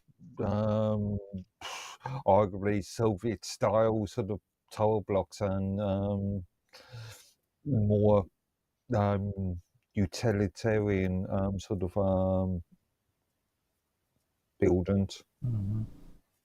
Mhm. Well, right now, we're already starting to see in terms of the latest AI developments, uh, AI algorithms are able to help uh, software developers write code, right? So it's got code assist that is able to use AI to write write programs, implement stuff Yeah, and then without much. this goes into the point of in that case, then what's the point of a programmer? What's the point of your job, as an example? Why sooner or later you'll be outsourced to a machine? I mean, Well, goes back to right now at the very basic level, it is useful in that, when programmers write code, they, typically normally they rarely uh, create new methods or techniques themselves. First thing they would do is just Google search for on the web for stuff that somebody might have already Done. done before, right? Yep. Implemented, and then I just reuse the solution. Uh, with the current AI, it's able to do that automatically for us. Essentially, it's able to do gather from like the GitHub kind of a repository of code examples and come up with the implementation for us without us having to search for it and just copy paste this basically into code ourselves. So in that sense, it's a lot more efficient. It's very helpful for a programmer in that sense. Yeah. it's So more, if you take that to the next, okay, I'm going to make a argument that convenience is not always helpful. Well, you also have to that's understand true. too. There's still computational complexities here. You know what I mean? Like Yeah. they're simulating a No, human yeah. level cognition. Okay, and that requires a lot of Right. processing power for one thing. Right. All right, and Right. then Well, so what I just mentioned is just this basic, very, right. very standard coding practice, right? To find example that out there. What the next level would be if you have to come up with new algorithms yourself, right? If the problem you're trying to solve is complex enough that requires new algorithm, and so this Yeah. right now, the AI is not going to help you much in that. So some human ingenuity is involved there to come with a new novel solution to this. But if AI reaches that point as well and is able to reason, come up with algorithms that normally only humans can do, then that is the AGI level of At advancement the that present moment, we've still got the ability for humans to be creative. It goes, but Yeah. if your theory is correct, then sooner or later, then we've got machines that are being created, creative, and therefore, it goes back to, I think it was 2017 that Carl Schrops did. Was talking about useless mouth breathers or, in Davos meeting, and he talked about why the hell should we have democracy? Why the hell should we do anything? Because machines are going to do it for us. Well, okay. Therefore, why should we even exist? First, you gotta. First, let's look at it like this, okay? Understanding. It's about understanding consciousness, first of all. And the thing that we got to understand is we don't fully understand the human intelligence ourselves, okay? So if we can't fully understand it, then we're not gonna. It's gonna make it really difficult to duplicate the process. You know what I mean? Like the human brain is so complex that we don't even know ourselves what consciousness is. I mean, physically, it is so complicated. All right.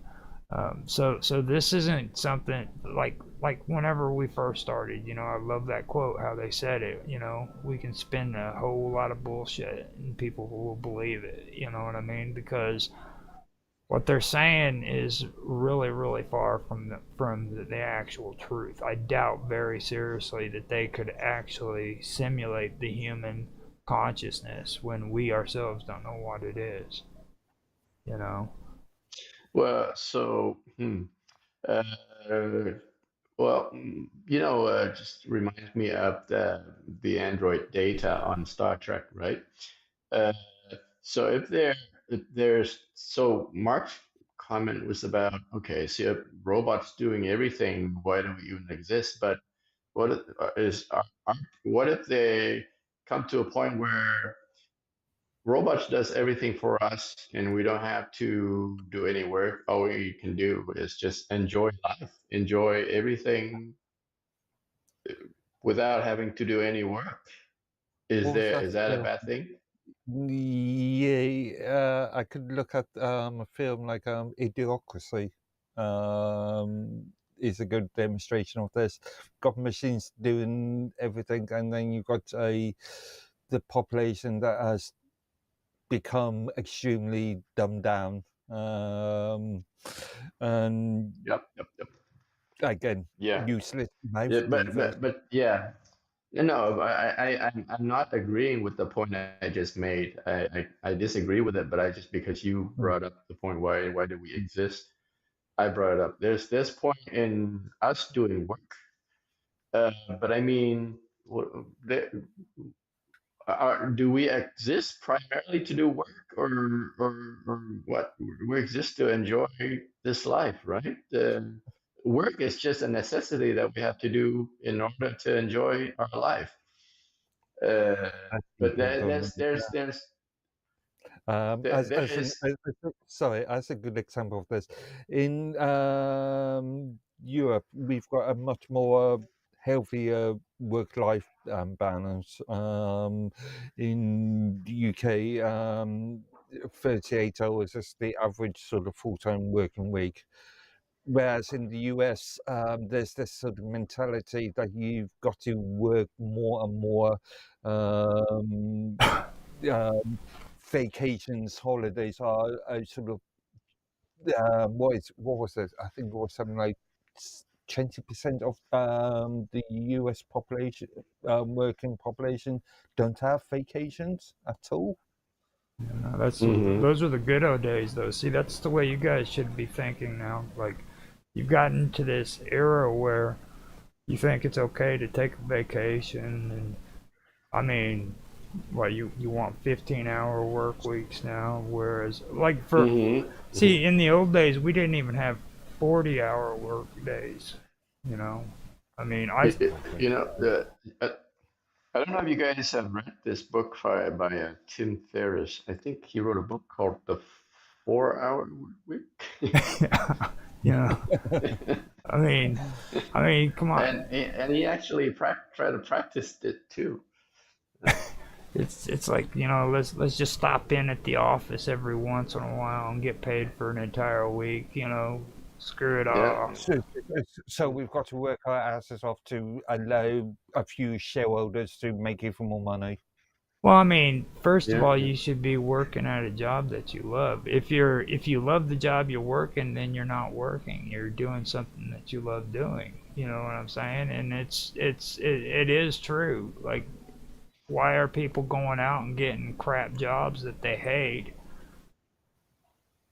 And especially Yeah. if they got educated in that field in the first place. If you got educated to do something and you're working for somebody else doing a crap job, then you need to really Think of all the poor sods that did good degrees and then find out that they now have to do 3 jobs in a day.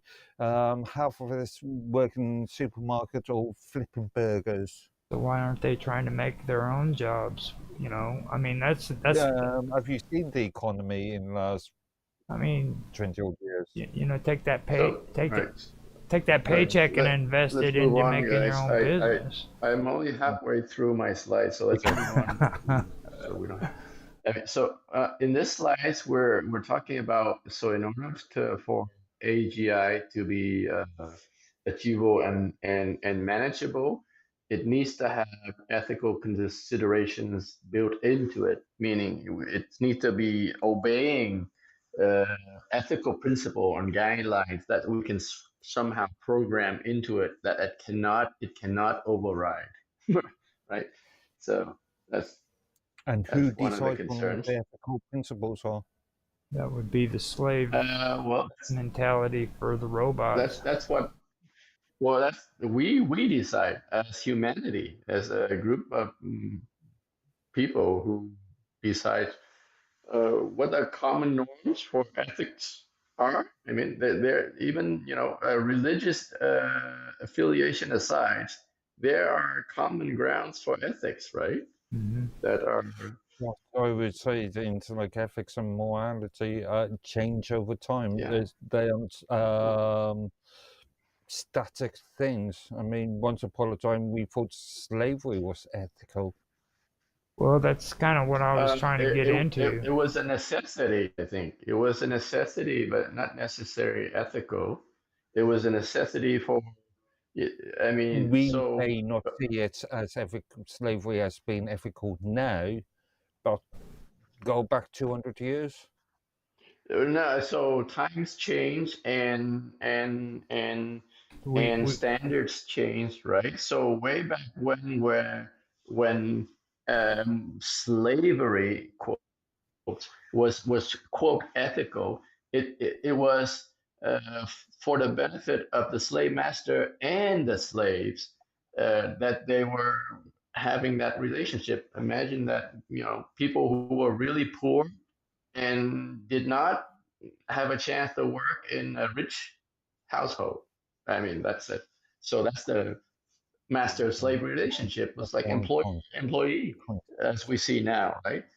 It would be worse not to be a slave back then than to be a slave, right? Where they get to eat rich foods from the master's household. So it's different. We can different times, different standards, and we cannot use today's standard to measure, ancient times practice, right? Especially when it comes to this, because I mean, slavery could form out of robotics, though, because right now we have robots with no consciousness. Say we do eventually, or AI with no consciousness. What happens when they become able to actually feel, think, and everything for themselves? They're going to be running around with a cutoff switch. There's going to be all these protocols to make sure that they have to behave accordingly. And by that time, they're going to be used as mindless slaves to do the bidding of human beings. So, so we're kind of creating our own sci-fi. You know what I mean? By doing these things. So, like if you've ever watched sci-fi movies like Blade Runner, they would, Yes. Yeah. things of that nature. That's the kind of stuff you're looking at when you go that direction, you know. So you're gonna enslave these robots to do man's bidding. So you're taking Mm. you're taking the place of God, basically, and saying, "Do my bidding," Yeah. So that right there to me is ethics is even tricky. It's a tricky spot when it comes to that kind of situation. I'm not going to say it's good or if it's bad, but it is pretty. It's a slippery slope. I think I've said that before, but I really do think that that's going to be a what we call safety. Um, could also be And also, how are these rules going to be formed? Are they going to be formed on a on a national sort of basis? So, and if so, then who are they going to be formed by? Are they going to be formed by politicians who we know are Or generally quite politicians or scientists? slow? Which would you prefer? I think Again, scientists. Science. Is I think I should think we this allow an this elite I think this is already class? in the works.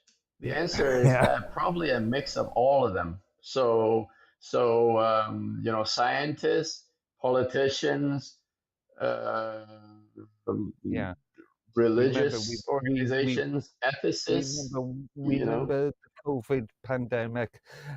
Trust the science. Should yeah, I say any yeah. more? Though, so yeah, the COVID pandemic was just the scientists taking over. Yeah, all right. Now, hold on. Let's stop talking about any pandemics, okay? yeah, yeah. Just Yeah, keep That's on the the subject. argument. yeah. But Things but or but whatever. but the whole thing is one thing that really sticks into my head and all of the stuff that I've read is they keep pushing the word values. Now, you're talking religion and stuff like that. That's morals. Okay, and, and Hmm. and and I personally do believe that words are important. Wording is important. You know what I mean? So Agreed. Hmm. if they're gonna go according to you know these robots aligning to our beliefs, it needs to be our morals. It shouldn't be stated as our values or our ethics. Right. It should be our morals. Um, Well, probably morals and or ethical values, Well, right? So, ethics is like Again, like Mark said, ethics it's changes over changeable. time. Yeah. You know what I mean? I What? mean, how many times have you heard the value of diversity is our strength? And look at how where that's taken us. Yeah. yeah, I mean, so well, when even this diversity thing, uh, even at the start, there are some people who recognize the absurdity of the movement, right? So Right. Mm, it's not always. I think in what we've seen with this kind of stuff is that there are a few minorities who are screaming very loudly, and they affect the opinion of agreed. Yeah. somehow the whole group, right? Right. And without even thinking, right? So the problem, um, part of the problem is the minor, small group of people screaming loudly. The other side of the problem is why are we listening to them without question? Um, so, all right, let's move on. Mm, So this slide is just about potential technological disruption. It's kind of obvious that it's going to definitely disrupt our technology and our technological development and advancement, even going forward. I mean, it's a point of no return for this we're talking about is a point of no return for technological advancement. So of course it's going to affect it. All right. So now we're talking about different scenarios, potentialities of what could happen once we have achieved this kind of general artificial intelligence, right? Um, so here we're talking about an optimistic scenario. Hang on a second, turn on my brightness for a little bit. Optimistic scenario is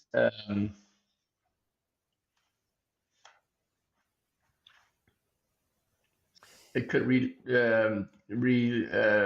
lead to unprecedented advancement in healthcare, education, environmental sustainability, right? So that's the positive things about GI.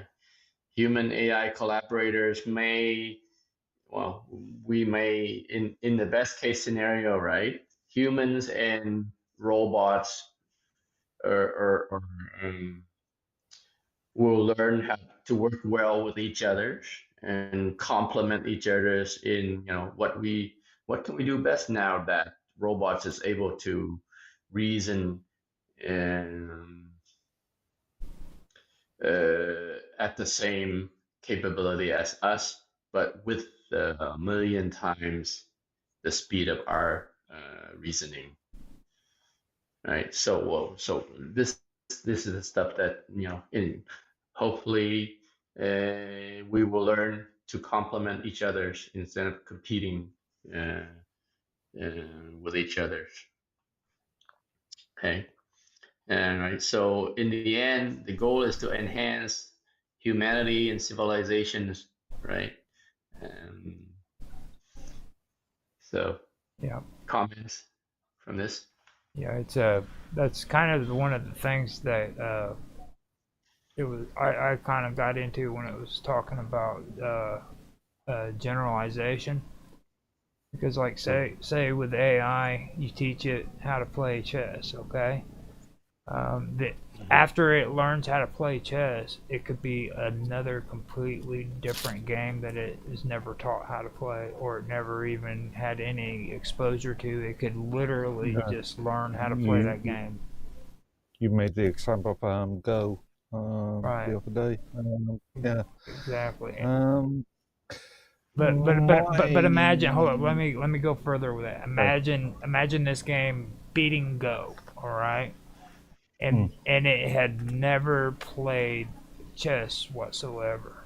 Okay, and you set the chess game in front of it, and it's able to play the chess game without ever touching it whatsoever, without learning the rules or anything. It just starts picking up on it automatically. You see? Based upon the moves that you make. Well, it needs to be taught the rules. How? Okay, so you're saying that it will learn by observing how we play, right? Right. Have some basis. It's amazing like that. And then like say another good example would be like it could like learn languages as long as it learns how to speak the English language, it could literally go and hear another person speaking a different language and learn what that language is without being taught because it learned English. Well, that's okay for Latinized languages, but would it be able to understand a complete different language like Mandarin, Chinese? That's what it says. It's going to be capable of doing. It'll be able to. But that's amazing. Well, I mean, it'll be capable of searching the vast knowledge base, not only its own, but the evolving knowledge base that is available on the internet. Yeah, as we see at the moment, searching sites like Wikipedia with a lot of political bias and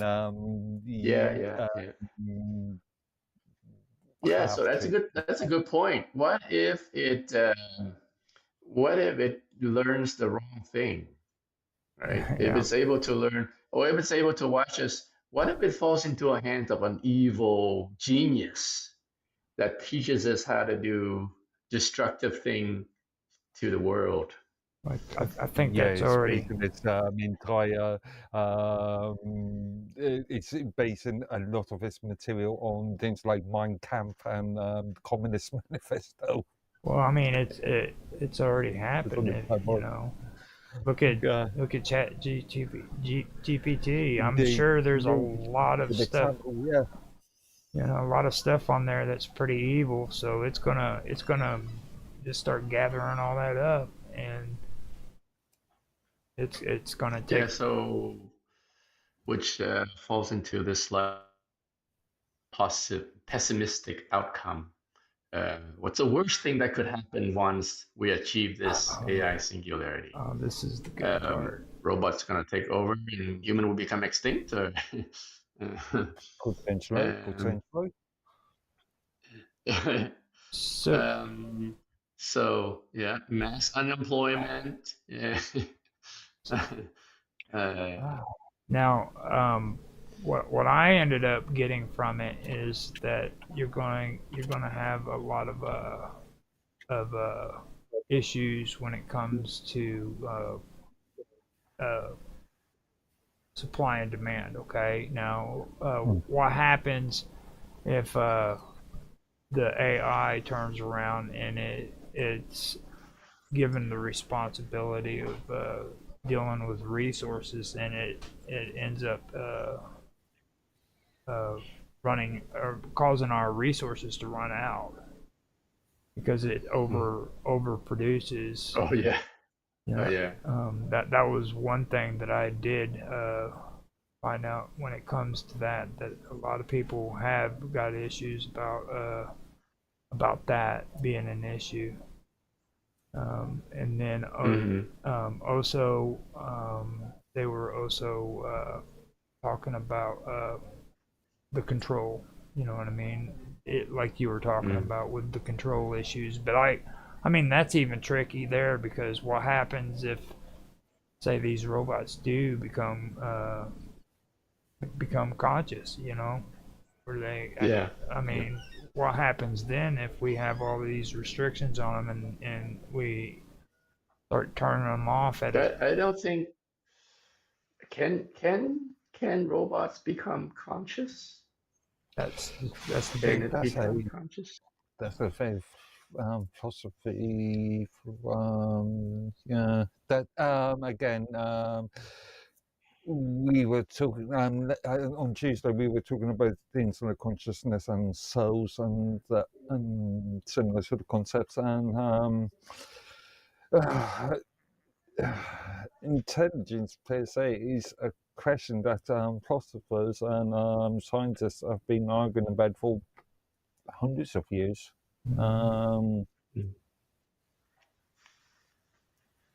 Yeah. So what does it mean? What does it mean to become conscious? Well, is it it's aware of its own existence? Is afraid to die? If you try to pull its plug, it's going to fight to protect itself. Exactly. Now you're thing. now we're talking about now we're talking about the machine turning against us. Again, as I mentioned on Tuesday, to quote you in the Descartes, cogito ergo sum. I think therefore I am. Is the goes back to the point of consciousness. And well, the bad thing about the cogito ergo sum is just it's put its primary focus on the thinking part, right? Without any feeling, right? Yeah. So it's all in the head where Descartes is concerned. Is like, because I can think that I know that I exist, but there are other aspects of existence, like matters from the heart, right? How do you, now see what you feel. The question would be more on the lines of problem solving without human input. Okay, that would be mostly where a lot of that comes from, because in order for them to actually be able to interact with us and be productive, they're going to have to learn emotional and social intelligence as well. A lot of them say that that's optional, Yeah, yeah, but yeah. they're going in order. Again, go back to the Android Data as example, right? When he had an emotion chip Right. that taught him how to feel. Mm-hmm. He had a what is it called? He had a, like an ethical module that taught him how to be ethical Mm-hmm. in terms of treating other people. But those are things that Actually, that episode that you're talking about reminds me of Helen Ellison, a good book that was produced that was written in 1967. I Have No Mouth and I Must Scream, which actually explores the sort of concepts to such what is an it? What is extreme. the was it I an have, article? yeah. I have the mouth, or I have no mouth, but I must scream, is what he said, I believe. Yeah. Mm. Now, another way of looking at it too is, okay, like an AGI needs to recognize when a user is stressed out, and they need to adjust it. It needs to Yeah. adjust its behavior according, Yeah. so that it could like do stuff like postpone non-urgent tasks and things like that. Yeah. Actually, that goes back to something I was just thinking about. You were talking about the speed of development, and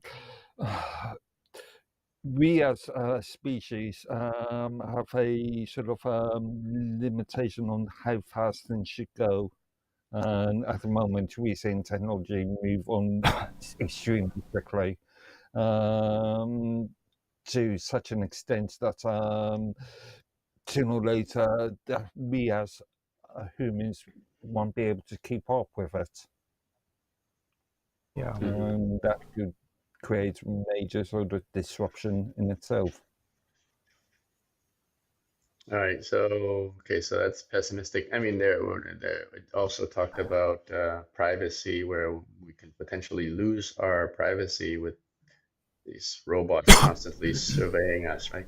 That's Well, even also a concern. we were kind of talking about that last night too, and it's like not just robots, but like AI, and I think a lot of people minimize what AI would really entail. Like AI would be associated with all the things that you have as household items. You know what I mean? Like your toothbrush Sure.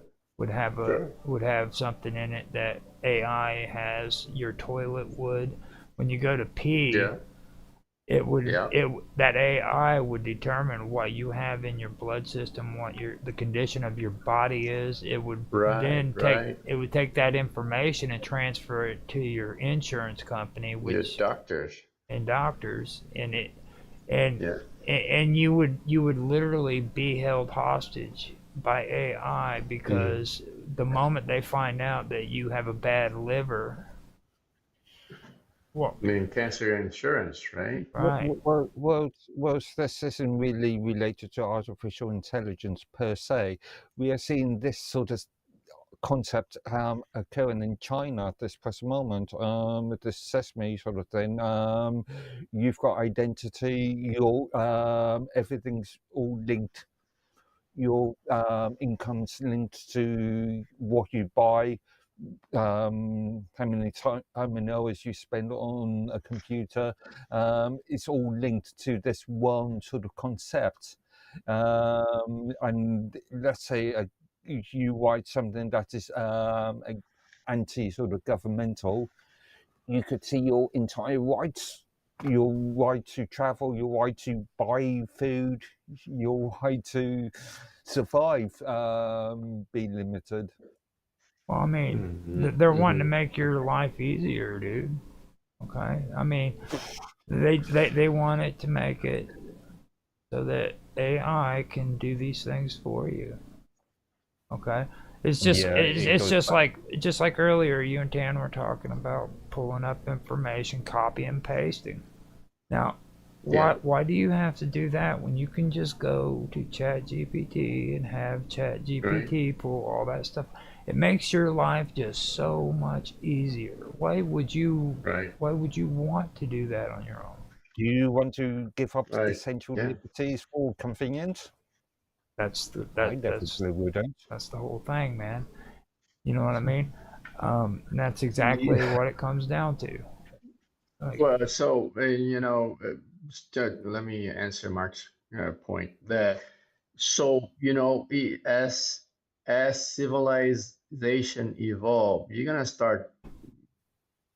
gonna have to build stuff based on the last generation's advancement instead of building everything from first principles, right? Mhm. Mhm. So is it convenient that I can build a car by using components that other people have built, or do I really want to build every one of those components from scratch, right? You just take a lot longer. What's the value of building, the Educational, wheel, you the tire educational from purpose. scratch? It, Yeah, but you don't have time. You don't have time to educate yourself in everything in the world that are available, right? right, and see, So I at don't know. some point, when you Once need upon to a focus. time, it was. It goes back to the warranty repairs concept. Once upon a time, it was quite common for kids to play around building their own radios. Yeah. Now it's pretty hard to find Uh, schematic for radios and other technology. see the Yes, but these days kids have a different. But basically, building the radio from scratch is uh, it's just about learning to solve problems, right. Yeah, right? yeah. The So, current um, generations have a different way and now of we solving are putting problems. it, we allowing companies to do it, and removing the sort of inquisitive nature of our.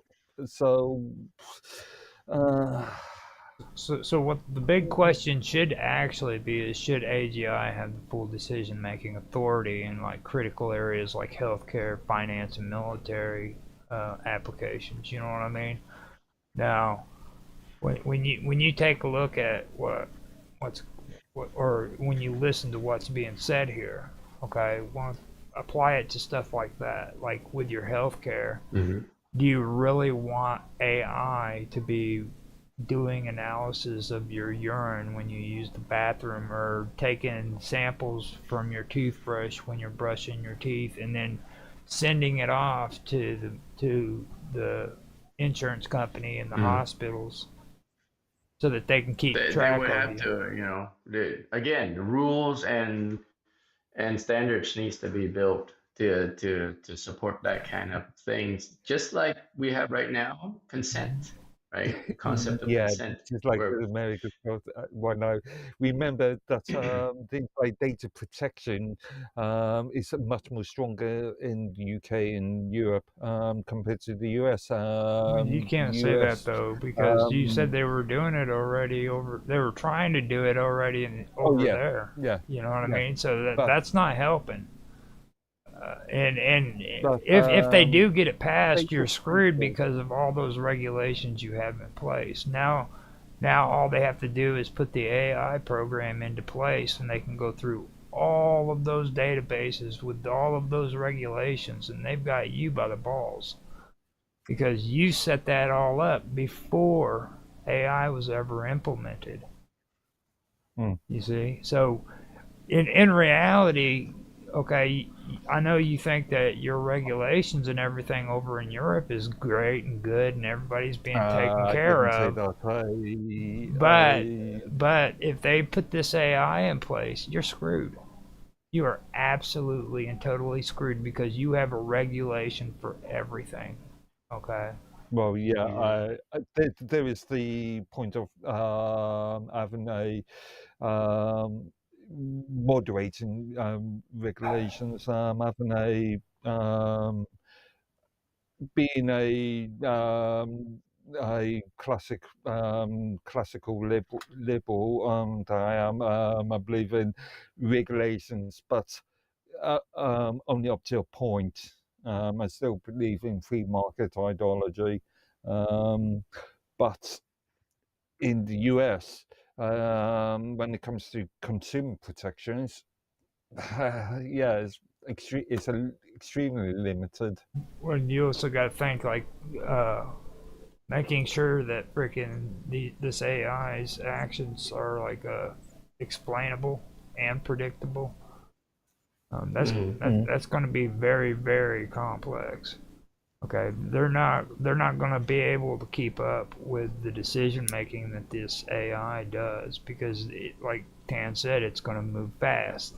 Okay, it's going to be making decisions, and you can set up all of these safeguards you want, but once it starts making its own decisions, I mean, it might it's unpredictable, is what I'm saying. There's no telling what's going to happen. You know. Um, All right, so okay, we're past the pessimistic view. Okay, let's talk about this is neutral this is like the neutral best. outcomes. That's like the best part. We haven't Uh, even gotten to the we- to the rise of the machine yet, dude. Like no, the it's still Terminator. pessimism. Let's move past the pessimism, and we've had the best possible outcome, and now let's talk about it might not be such a big deal, right? Technology advanced; it's been advancing in the past, and we will learn to harmonize with the new advancement without much disruption. Right? We'll learn to use the new technological advancement, the artificial intelligence, and we'll be able to balance it into our lives. Okay? Problem with So, that, and we will ensure that they will complement us instead of replacing us. is we've not learned anything without lessons. Mistakes can be made. We, in theory, learn from lessons. So That's actually one those of lessons could be quite big. Those lessons Okay. could be. So, that's so act. let's talk about what mistake that we have made that we have not learned. Actually, let me add something in there too, because that's actually one of the parts of this AI you're talking about, which is a part of it. It's a part of the it's called self improvement. I believe it is. They're talking about. Um, it learns. Self. It actually learns from its mistakes, ethical Yes. and stuff like that, and Yeah, but it's how many people's lives um, has to be ruined before it learns from those mistakes? well, I mean, I mean, I think Mark was talking about something else, right? I think you were talking No, about learning. mistakes made by humanity as we develop new technologies, right? Well, Like, what mistake did we make from the industrial revolutions that we have not learned? well, for one thing, people from underdeveloped third world countries were forced into a first world country doing things that really um, they weren't really equipped to do. You know, people who were living in uh, villages where they were still wearing freaking, you know, primitive uh, clothes and hunting and all of that stuff, all of a sudden are working in freaking mines for freaking diamonds and coal and all other kinds of resources because, you know, they had to be a part of society according to what, you know, all of these people who believed in progress believed in.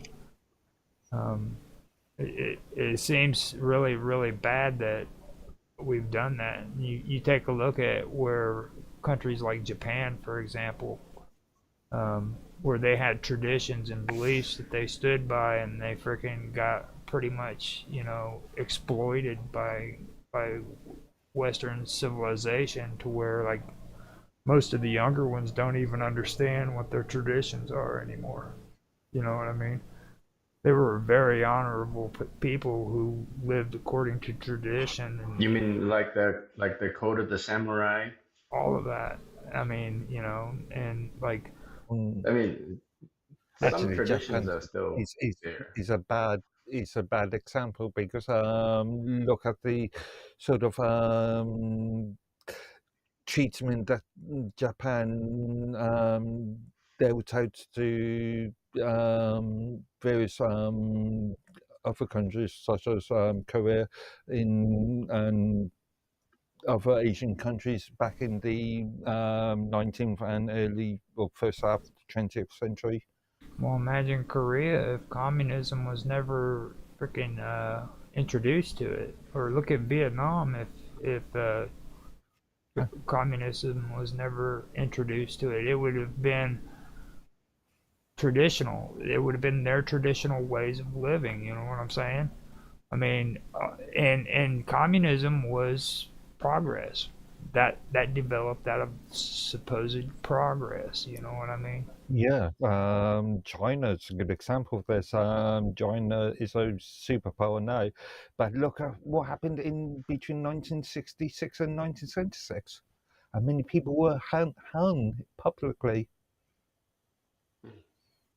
For progress. So I mean, I don't What does really. that have to do Yes, with yeah. technology? Well, it has to do with progress and technology. Yeah, Like Yeah. talking about progress per se, rather than just technology, I see.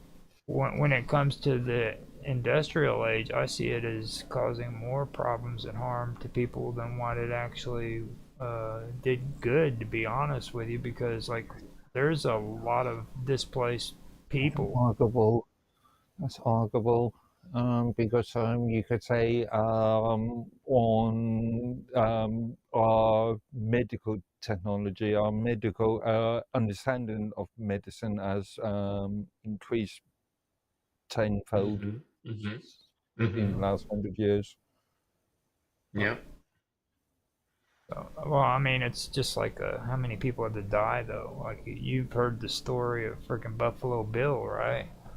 Like nobody really understands why Buffalo Bill started uh, uh, supporting the Indians and thinking of them as honorable and things of that nature. But the reasoning behind that was is he had a son that was suffering from an illness that was caused from living in the city. Okay, and he was moved out to the west, and he wanted to keep his wife and his son there in the west with him, but she wanted to go back east. So she kept on pushing it, so finally he let her go back east, and he died from this illness. Okay, and it changed Buffalo Bill's freaking whole outlook on things. He started looking more at the way people who live naturally in the world and are like the Native American Indians, you know what I mean? How they believed in it, and he started seeing things from a different point of view. Um, so how many people had to die because of living in these freaking supposed better conditions? The Great Stink of London, for example. How many people had to die because the flush toilet was invented? You know what I mean? Oh, come on.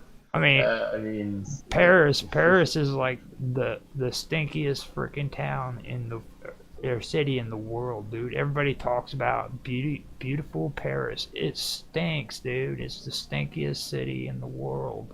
I thought it was yeah, but Los that's just Angeles that, that's nowadays. that's just an example of like a mismanagement of technologies. Not every city is like Paris. Well, Paris stinks. That's why they wear perfume. Hmm. You know that, right? Again, Right. I will point out the example of Los Angeles at the moment. Oh, don't even talk about Los Angeles. I've Oh, lived God, there. yeah. That's horrible, dude. That is horrible, and that's progress. So for me, that's All what right, I let's see. talk. Let's move on. Let's Okay. talk about Yeah. okay, so preparing for the future, preparing for the eventuality of this happening. So Potential eventuality. is it a matter of if, or is it a matter of when this will happen? I Like AGI achieving uh, supremacy. Okay, so in order to deal with this, we need to have some frameworks, regulatory frameworks to deal with that advancement, right? mhm. Um, so I think there are bodies right now in discussion. They're working towards this already, right? And I don't know if there's anything concrete having developed, but that is something that we need to do to manage AI technologies, right? So, you know, some ethical guidelines stuff we've already talked about. You know, liability issues, right? If AI algorithms or end up doing harms financially to businesses or personal. I mean, people using AI technologies to hack into households and withdraw all their money, their life saving. What could happen then? Mm. So, that stuff like this needs to be developed to support it. uh, Collaborations between AI and humanity. Right? We need some sort of collaborations between us and them. It's essential for peaceful coexistence. Mhm. Now, Yes. goal misalignments is what I'm thinking. They used to call it paperclip maximizer problem. Mm. So you're gonna have a lot of that going on. Um, Yeah. that's a lot of what it sounds like they're talking about. Um, at least that's what it sounds like to me. I don't know if you guys agree with me or not. Can But, you elaborate on this paperclip well, analogy? if if AGI is given a goal that isn't carefully aligned, like with our morals, or as they all like to say, for some reason they like to say values and our ethics, but I believe it should be according to our morals. Okay, it could go after a goal to an extreme extent. You know what I mean? And Yeah. it doesn't Also, matter. Even also, at humanity's expense, you know what I'm saying? It could freaking just deplete the entire world's resources. It doesn't give a shit what humans think. You know what I mean? also, who creates these malls? Do governments create these malls, or do private sector organisations create these malls? What about democracy? What about, in the case of government, does westernised malls line up with malls in, let's say, North Korea? Well, it even breaks down to a lot more simpler things than that. Like the whole idea behind the paperclip maximizer problem is the example is a paperclip, okay? So let's say you freaking set it up to where AGI is programmed to manufacture paper clips, okay, as efficiently as possible, okay. Um, Now the whole thing behind this is what happens um, if it consumes all available resources, including human infrastructure and like the environment. You know what I mean? Maximize production and it doesn't even care about what humans need. You know what I mean? its job is to specifically create paper clips.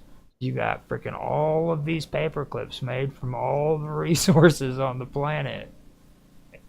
Humans are starving, but hey, you got plenty of paper clips. You see what I mean? I know it sounds weird, but that's where it comes from. But yeah, the principle, yeah. It comes down to that concept. It's something small like making paper clips. You know, if AI needs to understand that you don't manufacture paper clips to where it causes humans to suffer because of it. You know what I mean? Right. A piece of paper. You know what I mean? Gonna go out and create. Well, and that's what we're talking about with human and AI collaborations, right? You don't just let the AI roam and do its thing without us having an eye on it, right? But in Roger's example, if those humans that are making these decisions,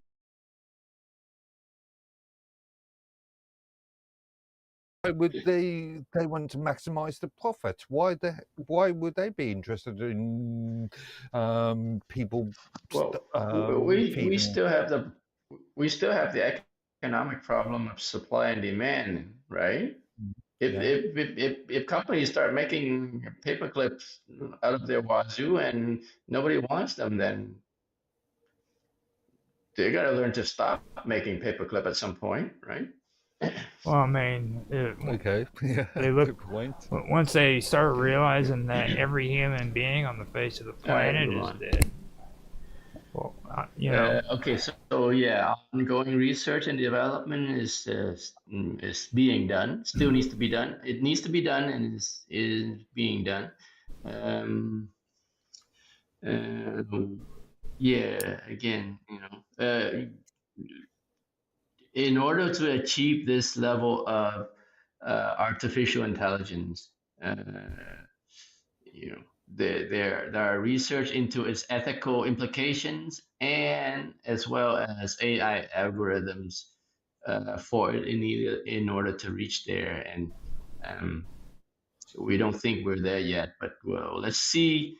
We're going to go back to OpenAI and its O3 model and compare that to what we've just discussed and see if it's how far it is. Oh, geez, this is really small for me. Can you guys read this? Jeez, I didn't have a chance to. Not from there. No, I can't. You can zoom in on that. Then. I can't, but is that better? Can you zoom in on your side, Roger? Yeah, I can. Yeah, I can zoom in on there. Yeah. Okay. Is that better? Yeah. Okay. Yeah. Okay. I don't know if I can. No, it says this is the part where it says Sam admin says I always write. Oh, sorry, went to the wrong spot. Okay, there you go. Yeah, is that better? Yeah, that's better. For me, it is. Okay. Yeah, I can see it now. Let's see. Wait for the stream to catch up. All right. So the O3 model.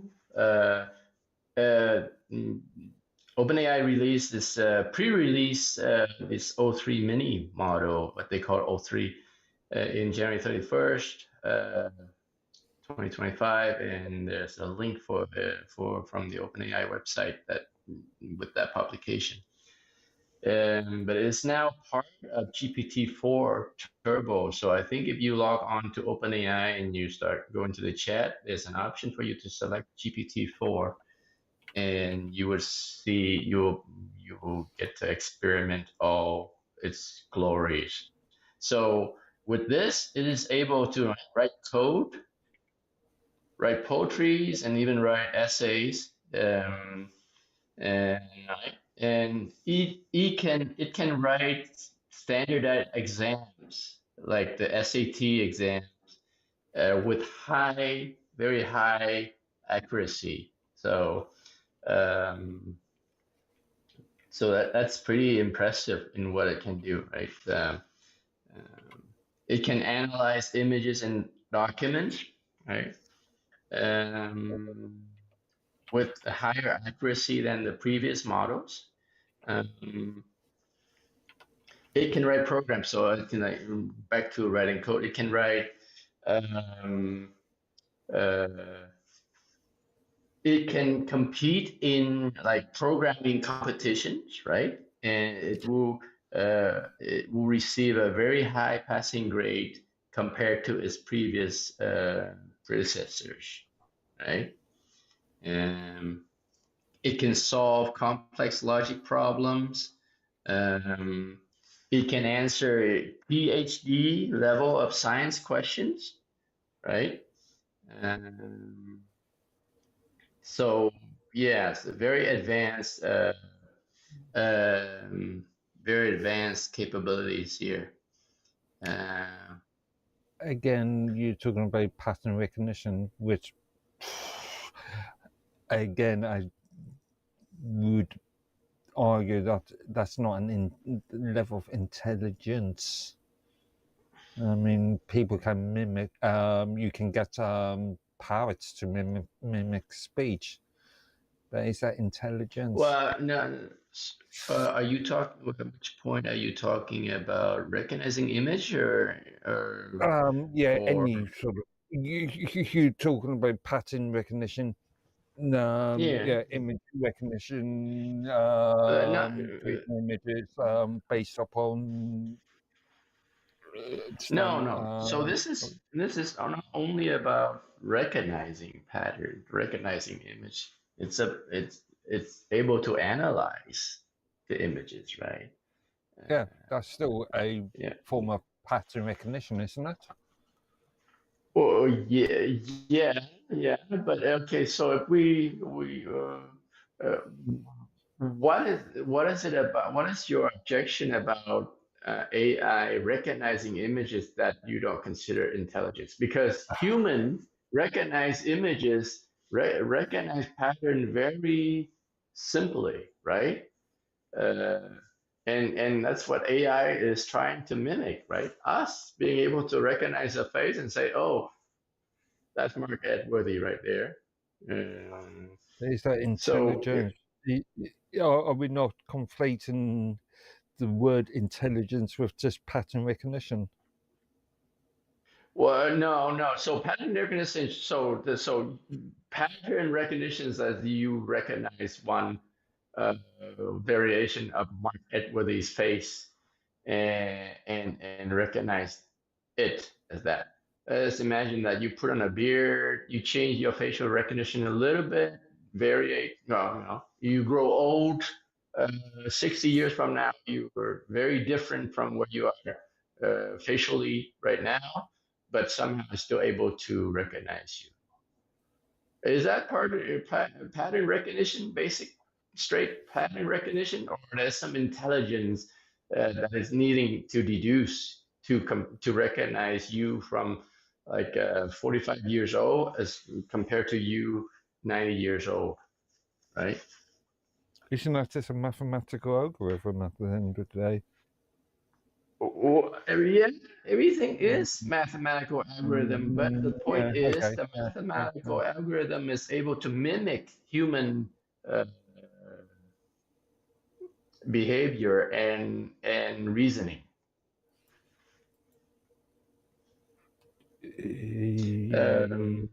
Reason. There's something.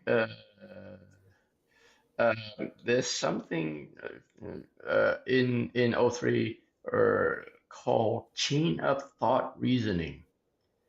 It's their conception, I guess, and it means that it's able to reflect the user prompts and identify relevant safety policies and generate response that adheres to safety standards. Okay, right? Does that sound like it's able to adhere to some morality principles there or some sort of safety protocol? so O3 has built in that kind of a safety net that almost sounds to me like ethical algorithm that's able to adhere to. So yeah. Okay. If you don't have any more comments about that, let's move on to the next slide. Is it AGI ready? Of course, we know it's not, right? But what is it lacking? So it lacks true understanding, like you said. Is it basically just recognizing patterns of the questions and correlating it with its database about the possible response uh, without extrapolating stuff beyond its knowledge? Right? Doesn't know things the way human do. Predicts work based on patterns, right? Not grounded on reasoning. So there you go. It doesn't have this long-term autonomy, meaning that it can't set its own goal. It doesn't persist on goals, right? It doesn't act independently. It doesn't read our mind, basically. It doesn't predict what we're going to ask it and volunteer answers. It doesn't have any real world grounding, right? So, it's got this corpus of knowledge that it knows, that it can reason from. But it doesn't have sensory perception. So it's one thing that it lacks. Can't compare to us human, right? It doesn't have this thing that we have called intuitions, right? Right, intuition. Yeah. But on the setting goals thing, I've been finding out that they're making claims that they do have autonomy, which says that they can set their own goals, making decisions, setting their own goals. So, for the GPT? AGI. Yeah. AGI should be able to set its own goal. But what I'm saying is this Chat GPT Chat GPT 4 yeah. is not able to do that. I was Right. just So thinking. this is about sorry. this is specifically about the new version of GPT that they just came out. Well, right? I was just And we're trying. I noticed it says is IT AGI ready, and then it's talking about AGI right there, AGI traits. So Yeah, I was just thinking about the sensory experience. Is it AGI ready? It meaning the O3 model. The O3. Okay, so Okay. Yeah. I was just thinking about sensory experience. You get I don't know, automated hoovers that can sense boundaries, physical boundaries at the moment. You can get machines that can sense smells and sense I've got some sort of spatial awareness. yep. You can actually produce the odors. Yeah. So there was this robotic company I ran into on YouTube. I think you were talking about that one, where they develop a robot that has some sort of balancing capability, meaning that it's able to sense its whereabouts and able to do some fancy acrobatic maneuvers um, within its environment, right? So I think, is that what you're talking about? Mm-hmm. So some sort of sensory perception is there. Yeah. It's For me, most of the things I think, like I said, would be the problems would be like computational complexities. Then they have to be able to understand consciousness. And then like we've been talking about like the ethical and safety concerns and stuff like that. But I mean, from what I've been reading on it, I mean they've got the self-awareness pretty much. And self-improvement is another thing that they claim that it's able to do. It's able to like make enhancements on itself without human intervention. Who? What? AGI. The It has the AGI? yeah. Okay. It's supposed to have the Which AGI? But I went The through a lot. OpenAI or? No, not OpenAI. I didn't cover them, but Okay. Are you well, not talking about more theoretical? OpenAI really isn't that great of a program. Like I wouldn't suggest anybody to use OpenAI. You can play around with ChatGPT for like spell check and stuff like that, but don't ever rely on it for real information. It can write code though, so it's Well, I- it will probably give you the wrong code. I point well, on the real world grounding bullet. You've got all common sense intuitions that come from interaction with the real world, which makes me smile because I'm just thinking about people that don't have lack a sort of common sense intuition at the moment.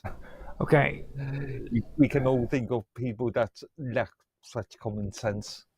okay, so I know something else that would be cool if you guys want to do it. Go on. That's Tran. He wants to do it. See if he wants to go onto ChatGPT and ask them to make a 3,000 word essay about IT AGI. You know what I mean? And then after it does it, ask them if it's 3,000 words. You know what I mean? It might have improved by now from your previous experience.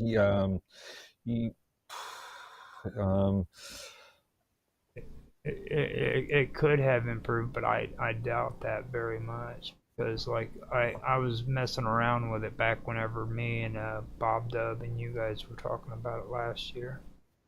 And Bob Dub and Satori are really big on this stuff. So of course I had to go in there and see if I could do some cool stuff, and it was just constant lies. You know what I'm saying? It would tell me that it made like a 3,000 word article, and I knew damn well that it wasn't because I write freaking 3,000 word articles whenever I. Actually, your point does raise an interesting thing. In academia, we are seeing this issue at this present moment where students are not actually not actually I won't say learning things, not actually taking in what they learned and using things like ChatGPT to write essays for them, which is making the sort of point of education useless. Well, it's kind of like the calculator when they said. Yeah. No, with a calculator, you still need to understand the principles of maths. can you guys hear me? I can hear you. Yes. Yeah. Oh, I just had to shut off quickly. I need to go pick up my son now. So, Okay. but I'm done. Presentation's done, so that was good. Okay. Okay. So, are you're still gonna be here? Yeah, I'm gonna be Okay. in my car, but I'll be here. Yeah. Okay. So there was a lot of things that freaking you brought up whenever Yeah. whenever you were talking about this stuff. Now with me, I really do believe that the challenges that they have are about the human level cognitive requirements. You know what I'm saying? Because it is going to Mm-hmm. take it's going to take a lot of processing power. And I went and I checked out how much they were talking about when it comes to the processing power that it's going to take for it. And here in a minute I can pull it up, but it was supposed. What it comes down to is they call them flops. Have you ever heard the term flops before? Yeah, we were No. discussing it last week on Vixens.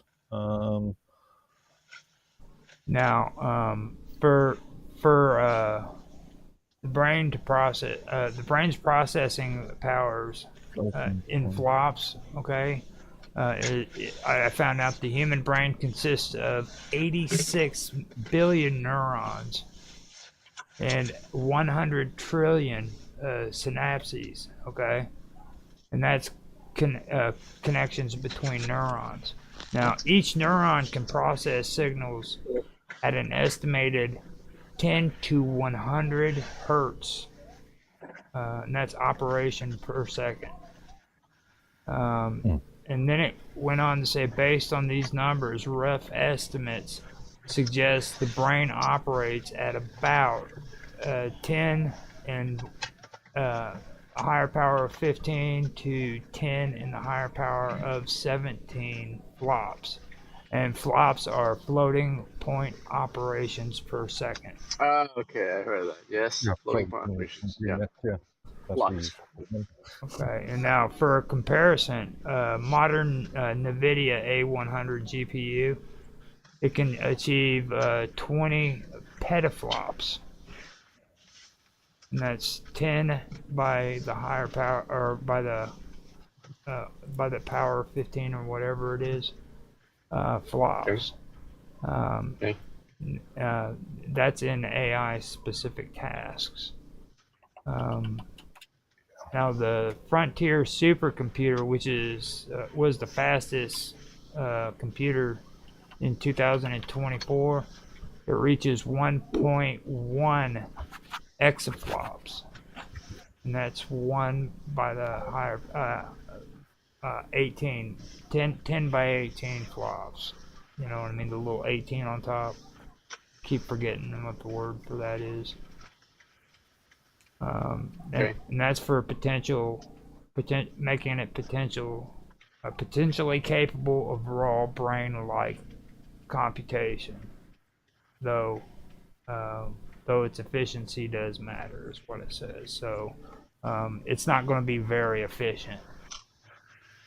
Yeah, Mm. but you were looking at it from the point of view of things like GPUs, where we've got things where development in neural processor units are becoming a major sort of thing at the moment. Well, see, this goes even deeper Which into it. are Have you optimized for that process. ever heard of the Blue Brain project? No. Okay, it's from 2015. It's a simulated it simulated 1 million neurons using a supercomputer with 1 petaflop of power. Okay, yeah, scaling this to the full human brain would require an exaflop class supercomputer at minimum. All right.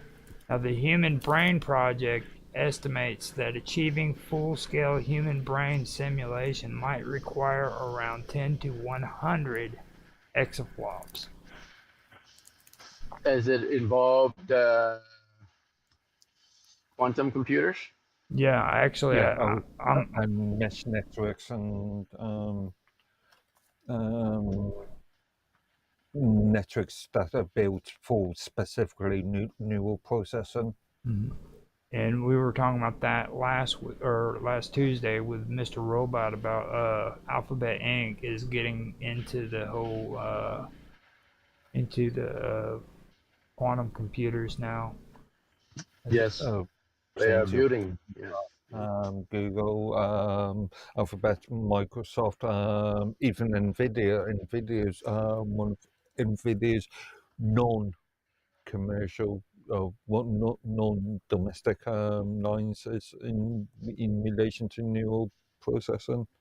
In fact, they've actually produced a few commercial chips. Mm-hmm. Now they said that when it comes to AI architectures and optimization, current deep learning models like GPT-4 require thousands of GPUs and vast power to process language tasks if they don't truly think like humans. This is just to do language tasks. Again, you're looking at it from GPUs. Neural processing units are more optimized for this specific purpose, whereas GPUs are optimized for displaying pretty images on the screen. What are these new processing units that you're talking about? Because I haven't found anything that even talks about these new processing units. Everybody keeps talking about they use GPUs. I've yet to see anything that says they're. There are products already on Pro. There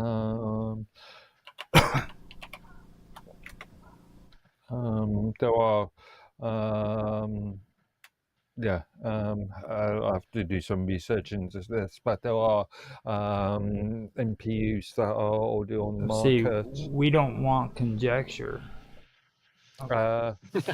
We Hang don't on, want conjecture, Mr. I've got to Edworthy. do some research because you've wanted to spool this I up, so I can just love jump this. off the top of my head. I don't get to say that to you too much. I love it. That's right. That's right. It's like the best. Enjoy it while you can. I know, dude. It's awesome. Like he's like, now while you're doing your research, I'm gonna finish this, okay? It says AGI may not need to simulate every neuron individually, but rather emulate cognition effectively, much like how neuron networks use approximations. So that would probably be where the GPUs come into place because they were wanting to emulate the process rather than create it. Is a good example of a product that's already on the market. The Intel Core Ultra 2000S, 2200S, and 200HX series, which are specifically neural processors. Newer processors. Neural processors. Neural. Oh, neural. Yeah. Oh, okay. And, so neural processors are to simulate the functions of the brain, but optimized for neural processing, really. Mm-hmm.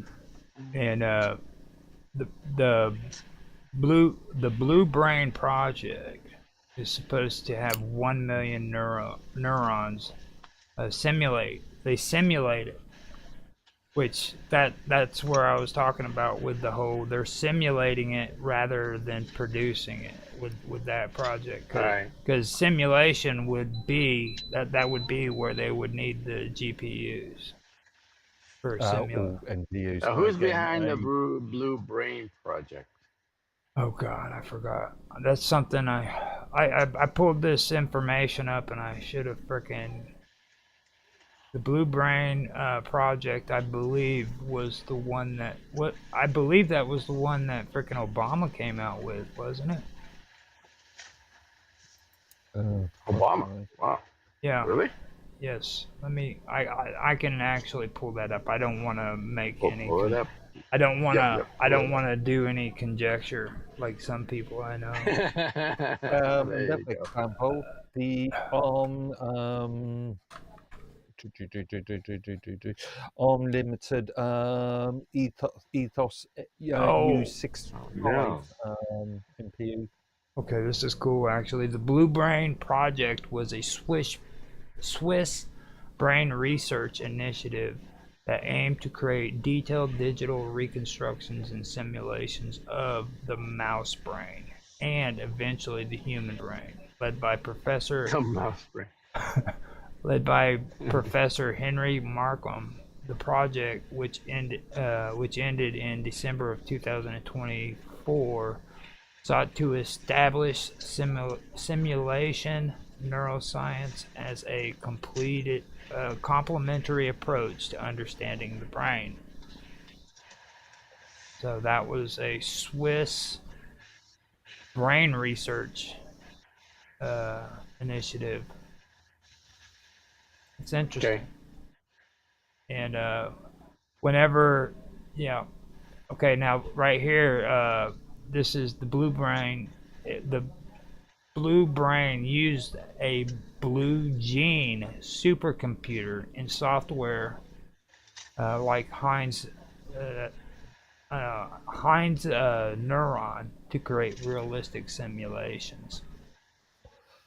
So that's what they're doing. Okay. They were creating the simulations. That's why they would have needed the GPUs rather than a CPU, because that's what GPUs are used for. Again, that's a very GPUs compared to NPUs are inefficient for this purpose. NPUs are much more efficient because they're built for this specific task. Now, MPUs, is that what you're saying? NPUs, yeah. Like MN? Neural processing units. Okay.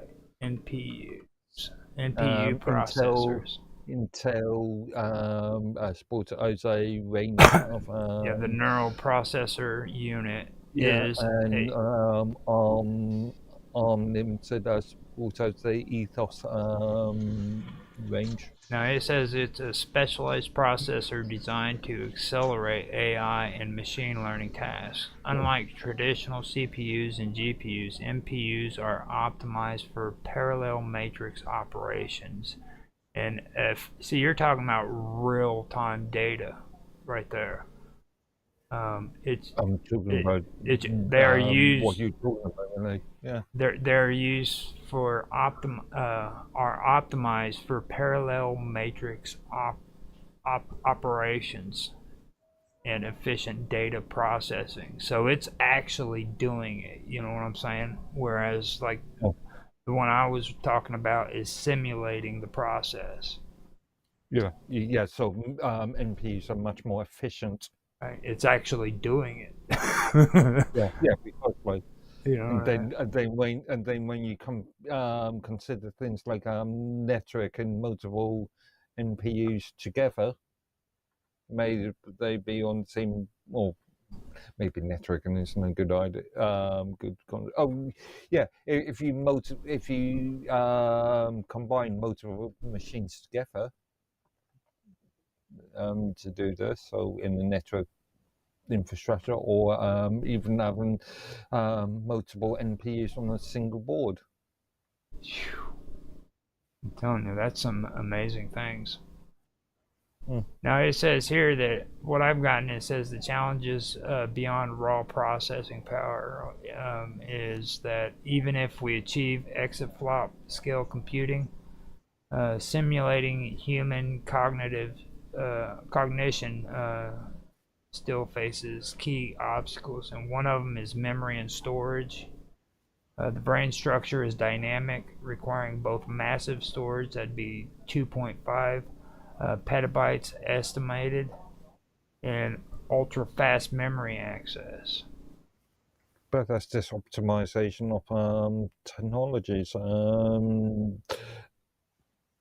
As a simple example, look at the history of our computing storage devices. Back in the 70s or back in the 60s, we were using cards, punch cards.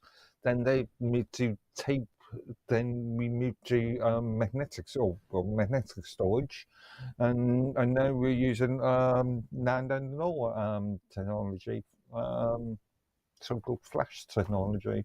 Now, just to let everybody know, 1 petabyte equals 1,000 terabytes. Depends on which measurements 1024 terabytes, depending on which scale you're going by. Well, I mean, it's just if you're going to measure petabytes out to what it ranges to, and it would be generally 1,000 terabytes. Yeah, this goes back to the old IEC, or the change in the IEC measurements back in 20, or late 90s, early 2000s. So basically, any way you're looking at it, it's gonna take you 2,500 terabytes estimated for just the storage. But again, with compression ratios, with technology moving at an advanced rate, with developments in storage capacity. Now, when it comes to energy efficiency, it says the human brain only consumes about 20 watts, while supercomputers consume megawatts. Again, a good example of this is the difference between, let's say, x86 processors compared to ARM processors. ARM processors are much more efficient when it comes to power consumption compared to x86 processors. So ARM processors compared to Intel and AMD processors, as an example.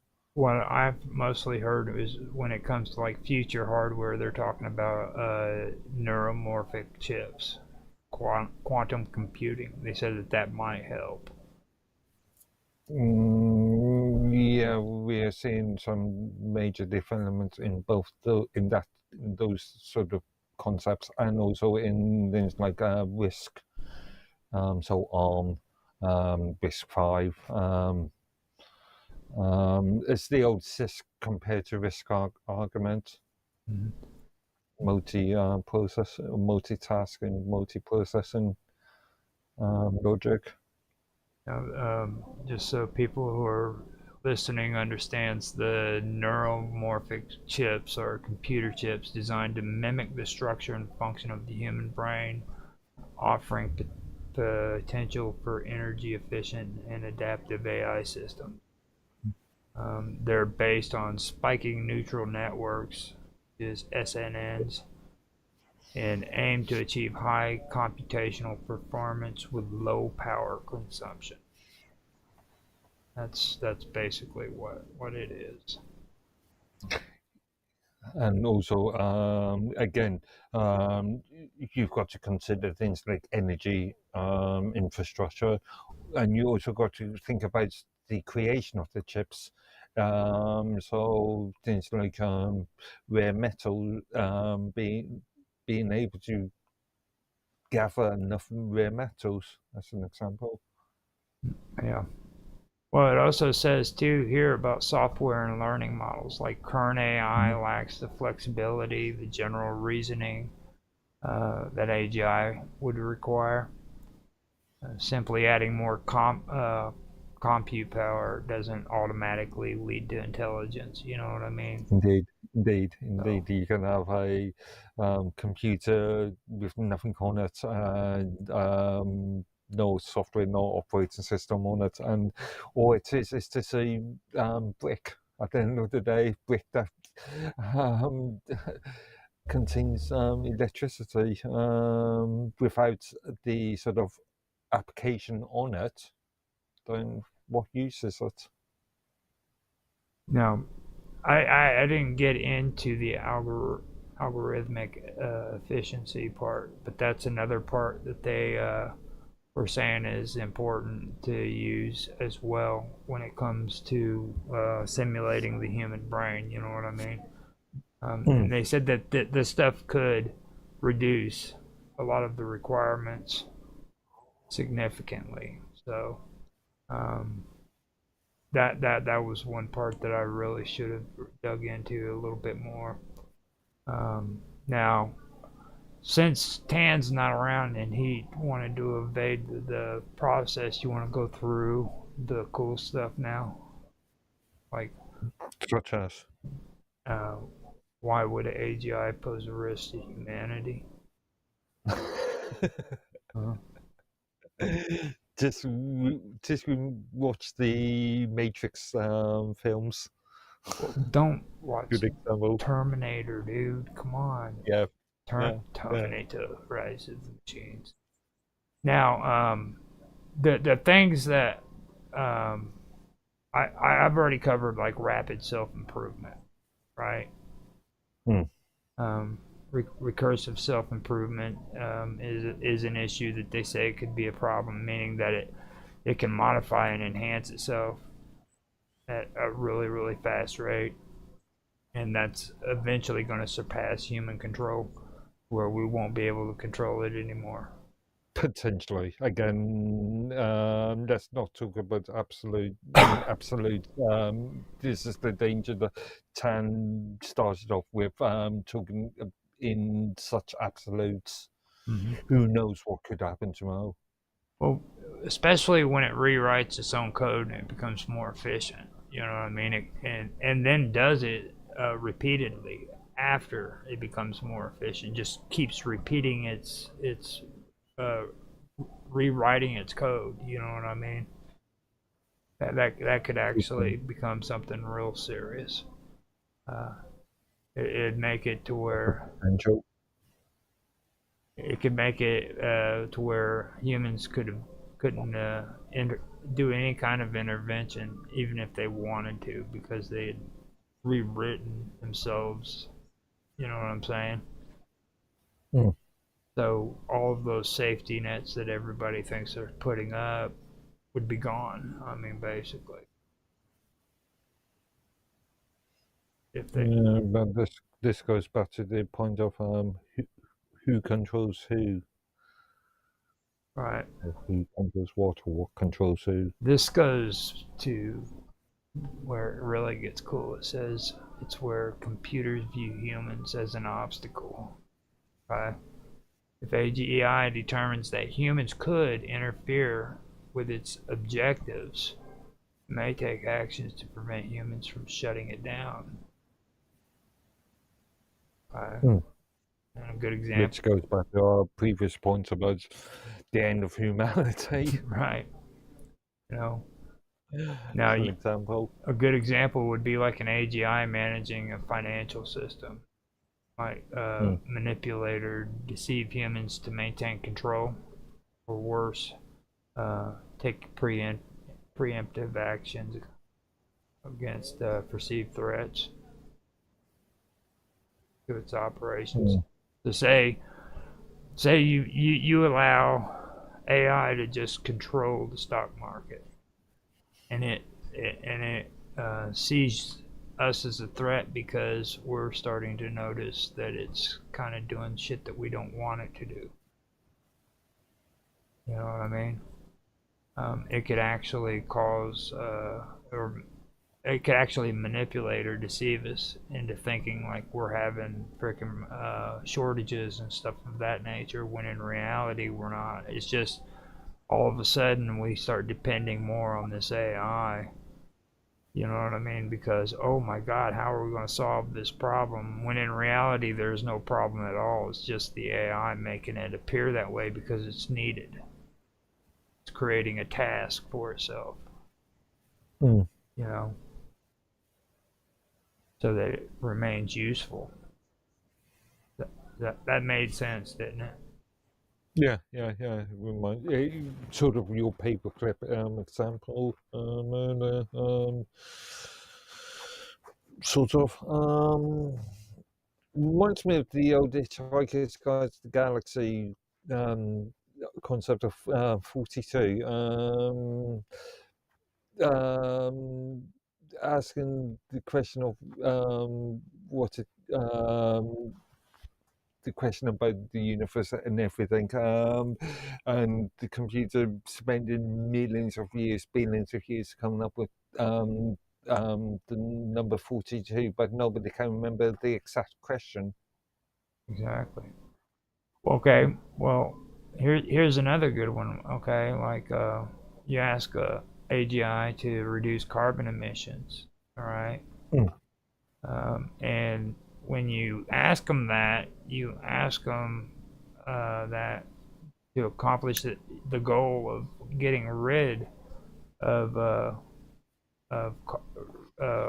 reducing carbon emissions in a like a simple way, you know, in a simplistic with simple instructions on how to do it. Okay, so the thing is that AI could take and do extreme measures in order to accomplish that goal. You know what I mean? Because they didn't have freaking elaborate instructions on how to do it. You know? The old joke about how to stop carbon emissions, stop cows from farting. Right. You got to Or stop. even better, stop everything from farting. Humans breathe. So starve humans. Mm-hmm. Got to cut all those trees down. Got to kill all those cows and pigs, and then after that we got to go after the humans because they're non-essential. We've taken their place. You know. So, now autonomous warfare, AI weapons, and militarization. Okay, what if AI is used in military applications?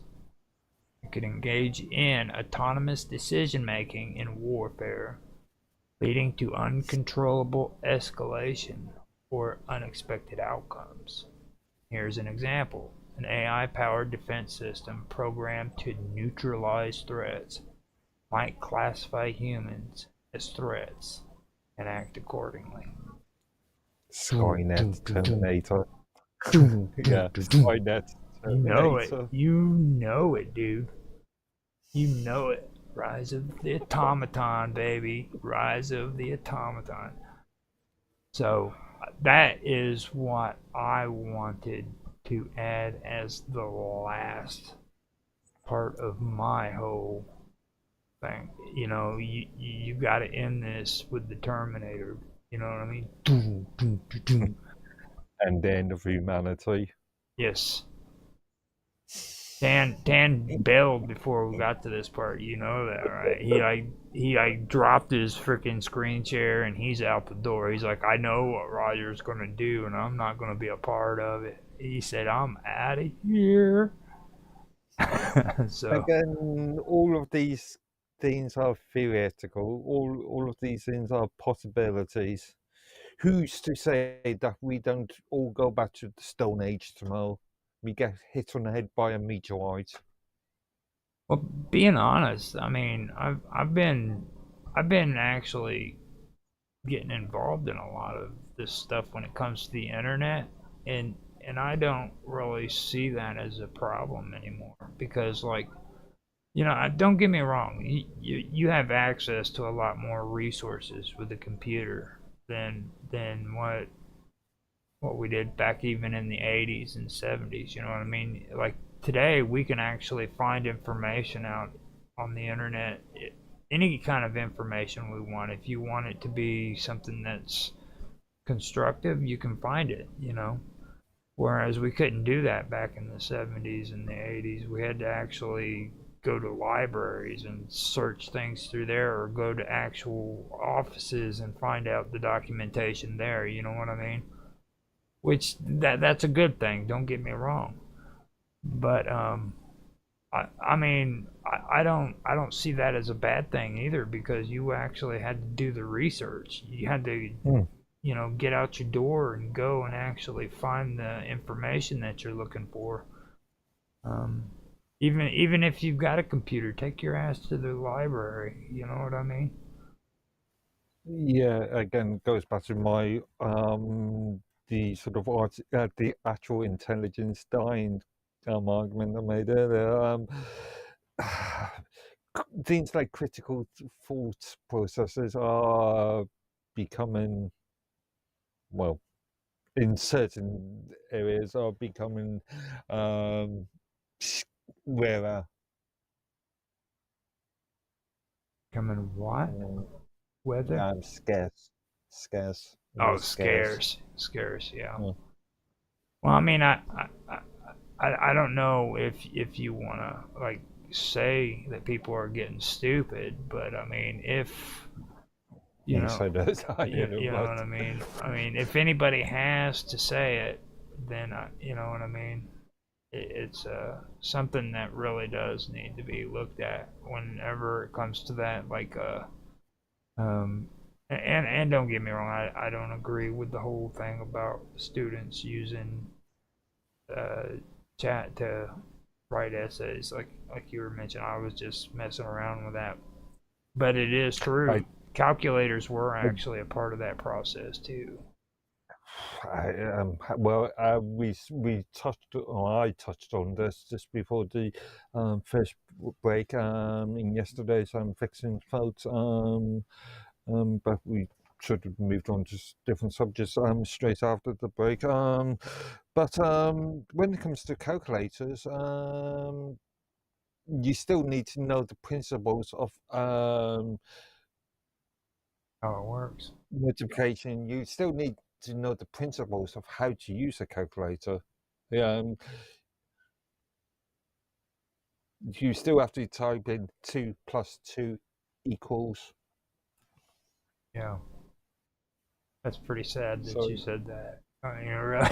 well, it's like it's still a principle. You still need to learn the principles of additional, adding, You have to minus. recognize where the buttons are on the calculator, basically. Yeah. You know what I mean? It's like I remember when I used to write stuff down on paper, and then my brain hurt because I had to literally calculate it in my brain. You know what I mean? Indeed, It's indeed. like, Yeah. and that's the sad part about it all. Like, for me at least, it is.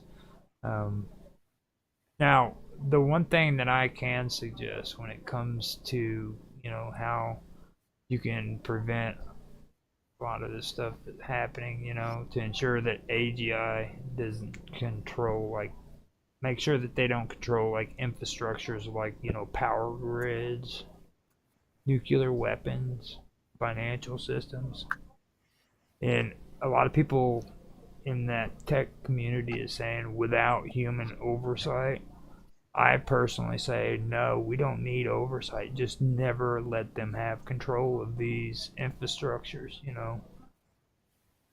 Just that's off limits. I don't know. As I mentioned in Matrix the last week, we've sort of already opened up that Pandora's box. Mm-hmm. It's Well, too late, I think, right. to argue that. Now, even though it's something that we've done as a joke, to be honest, everybody needs to realize the idea of AGI turning against humanity is not impossible. Okay. Nothing's impossible.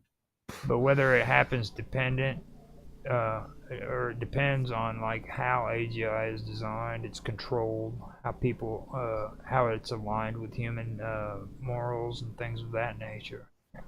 You know, AI researchers, they need to take safety concerns seriously. Basically, is what the big deal is. It is the biggest risk. Um, that's coming into our world today, and I don't think this is a fad. It's here and it's here to stay, and it's a big risk. No. Well, again, unless there's some sort of major disaster, if we all get nuked tomorrow, or if we have a solar flare that will destroy all of our infrastructure, well, the aliens from Alpha Centauri come down and enslave us all. Well, I'll tell you what, man, this AI stuff, it's gonna, I mean, the one thing that will cause our downfall, or two things that will be our downfall, is poor oversight and reckless deployment. I know a lot of people are talking about this global cooperation shit, but I mean, in that aspect, they're going to start treating AI like we do nuclear weapons. If you ask me, Oh. that's the way that's going to be treated. The next superpower is going to be the ones with the best AI. You know. Who's to say that we're going to have superpowers? After all, consider the concept of a globalized government. Yeah, I mean that is something that is part of this topic, which I always think is cool and stuff. We could become we could be heading towards the great communist utopia of Star Trek. It's true. Well, Star Trek is a communist, actually, if you think about it, because they don't get paid for their work.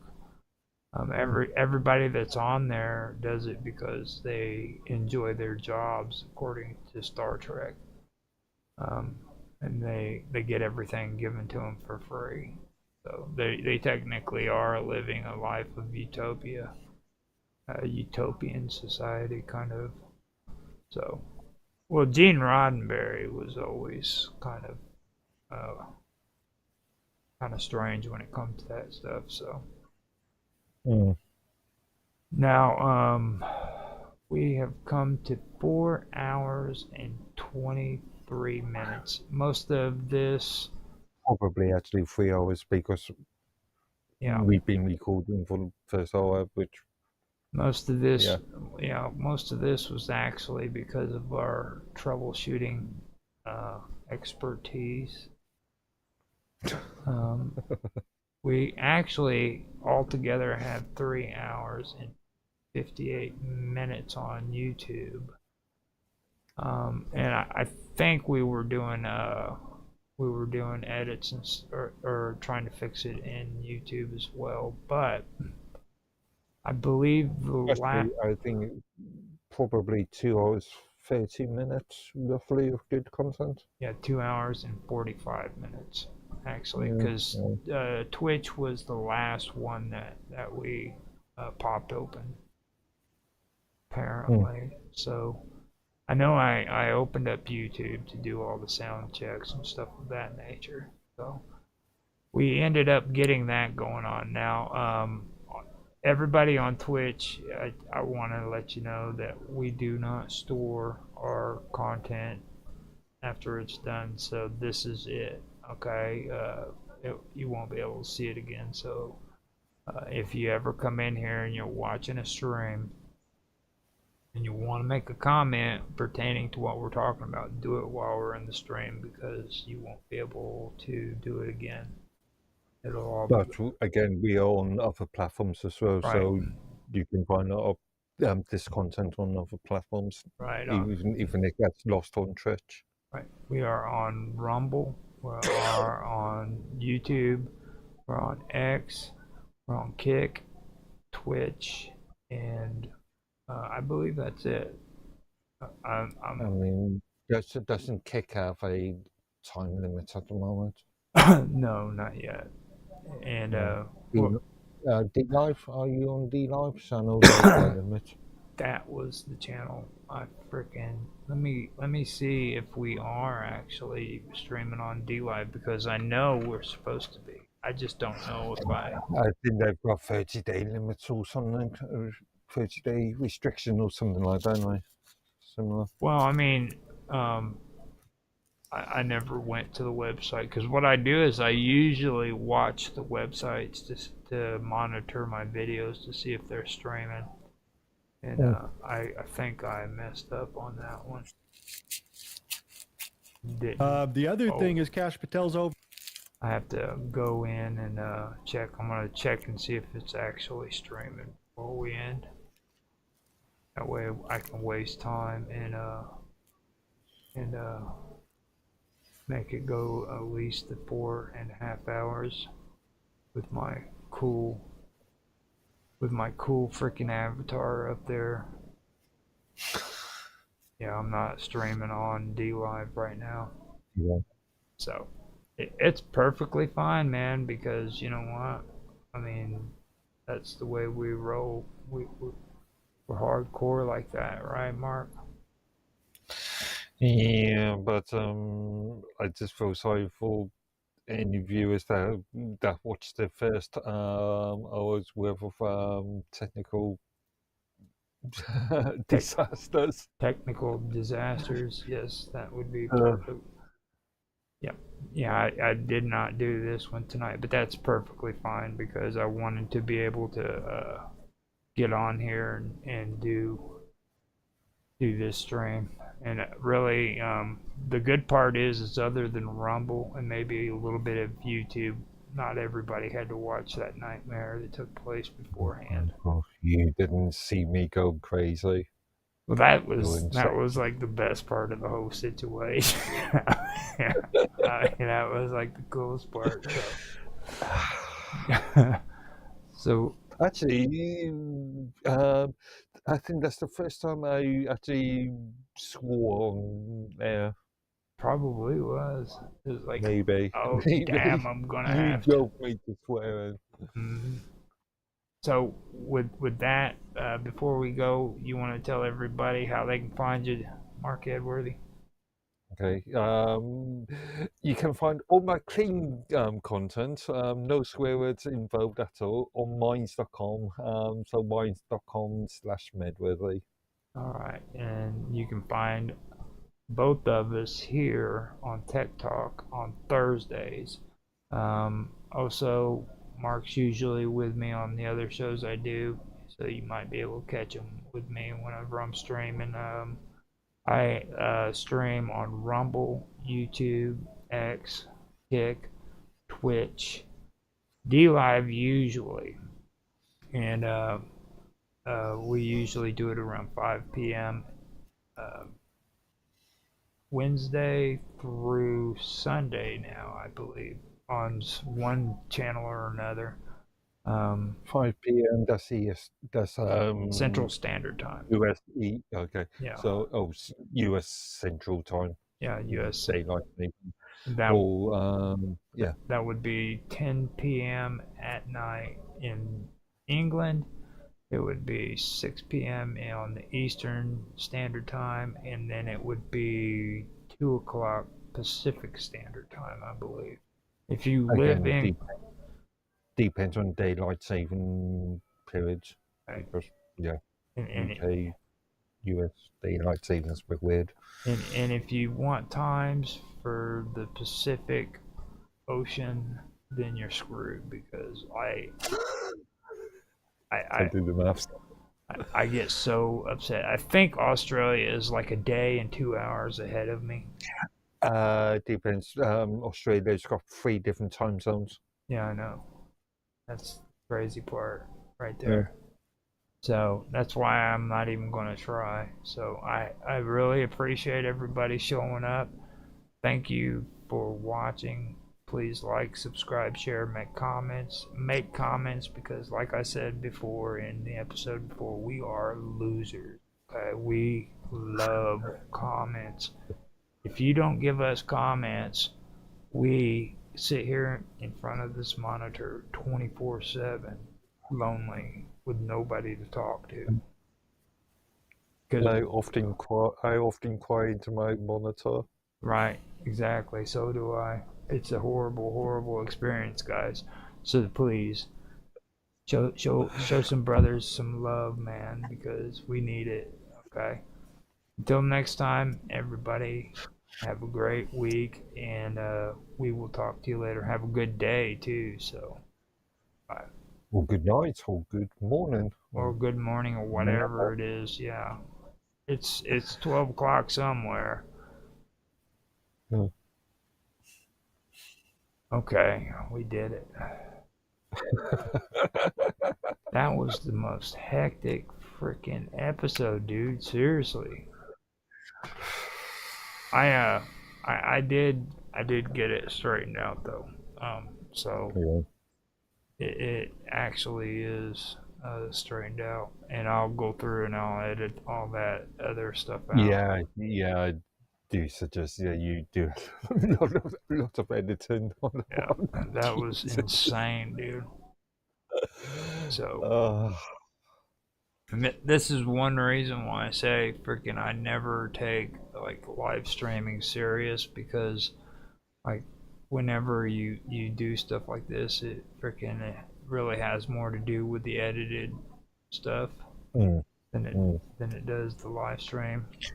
This is why I sort of not a really big fan of live, because as you know, any disasters could happen and often do. Yep, it's something else. And I started this at 4:30, just to Yeah, be. you started at 11.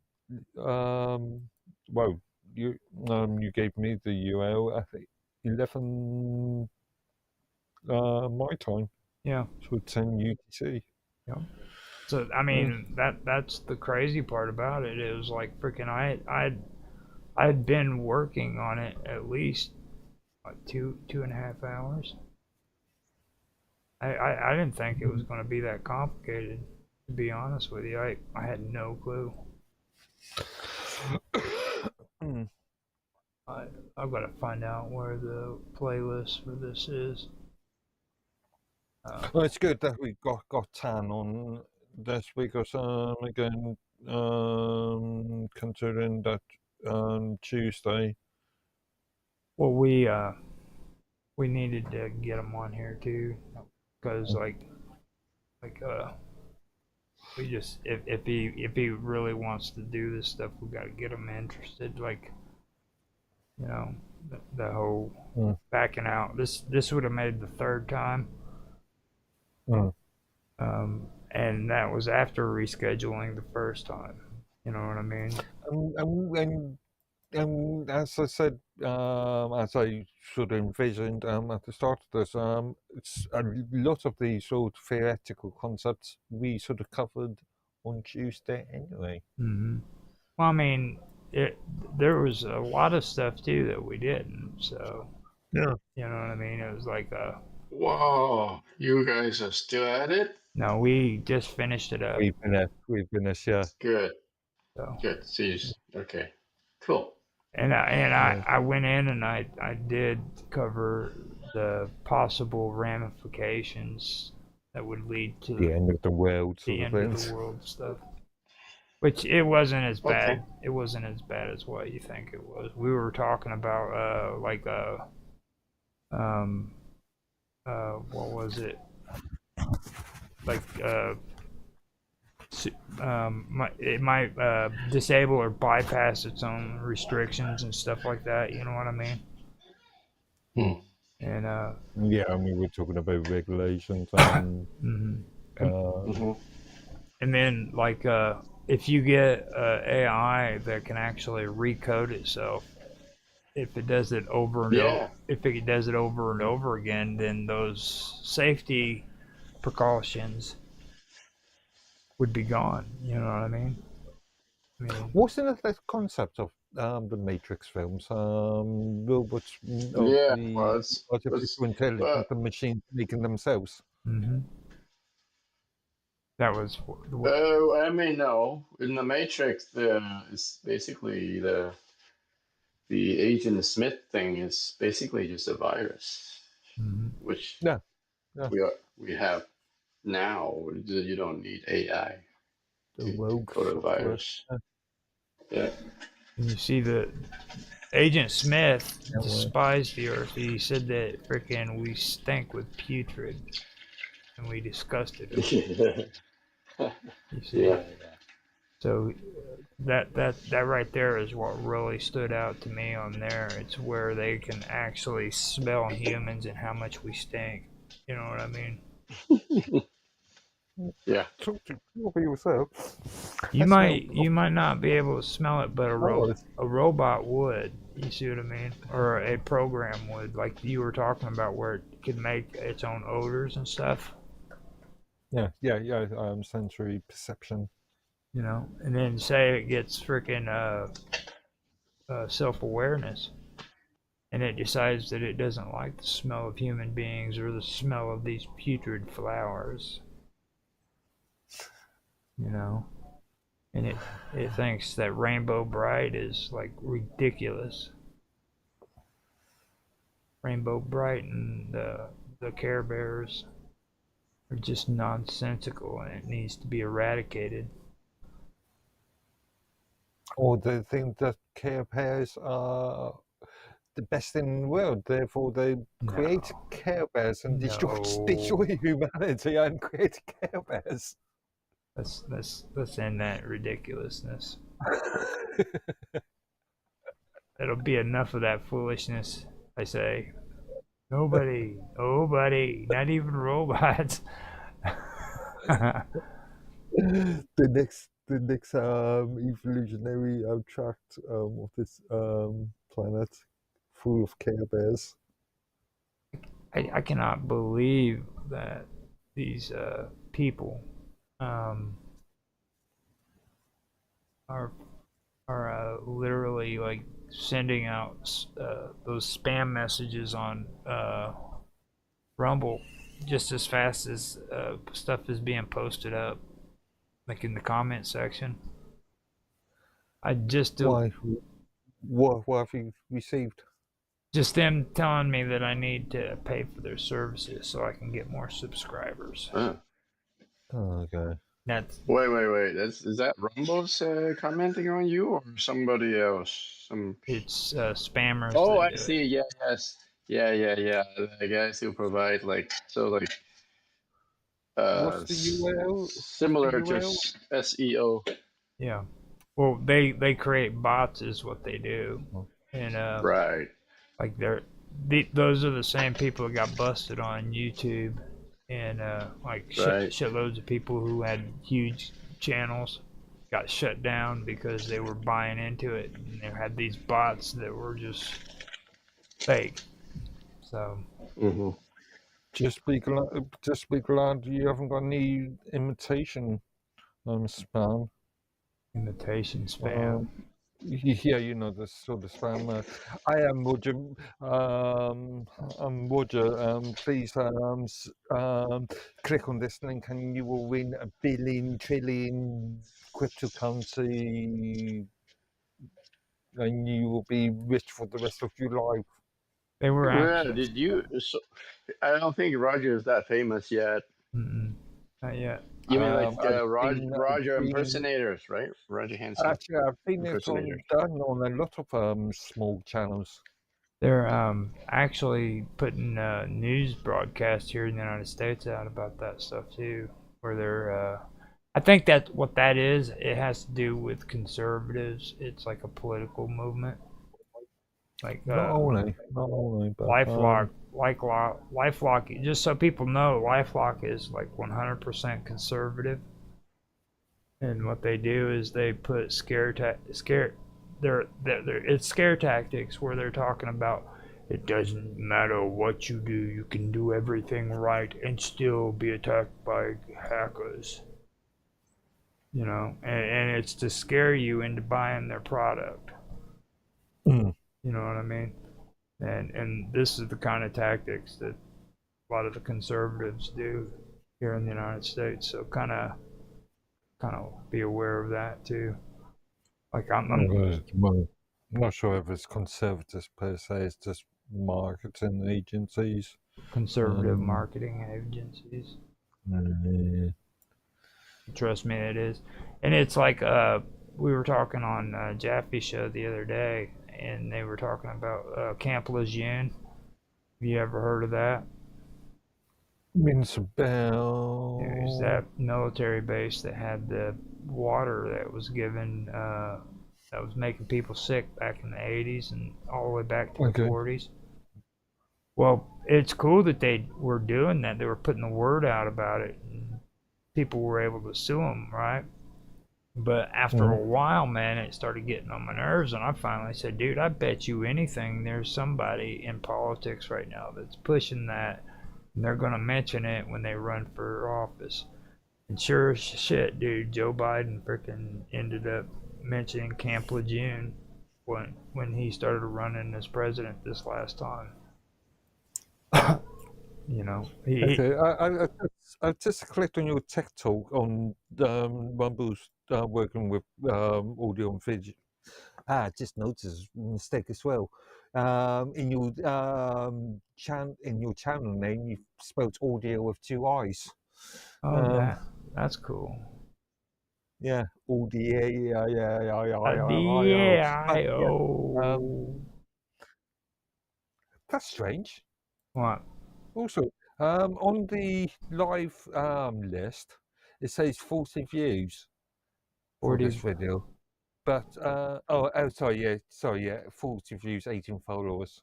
I didn't see that. I thought it was lying. It said 40 views on one area and then 18 views on the other area. But no spam on it, no comment on there at all. I think you're going blind, dude. I don't see 2 eyes there. On the channel name? Yeah, working with audio and visual. Oh, okay, yeah, on the actual name, like in the playlist Yeah. name, it's not there. Yeah. That is weird. Let me Yeah, see. you might want to just edit that. Well, I mean, I don't. You really go to the actual page. Usually they have the channel page where you can do it. So I didn't really notice it. Let me see if I can edit. Also, 40 views. We haven't seen that. Yeah, the last 3 videos on there. Actually, the last one was live with your Evil Within stream, but the previous 2 videos, 16 and 13 views. Yeah. And 40 views in what? During the last couple of hours? Yep. Yeah. Oh. It's pretty interesting how that worked out.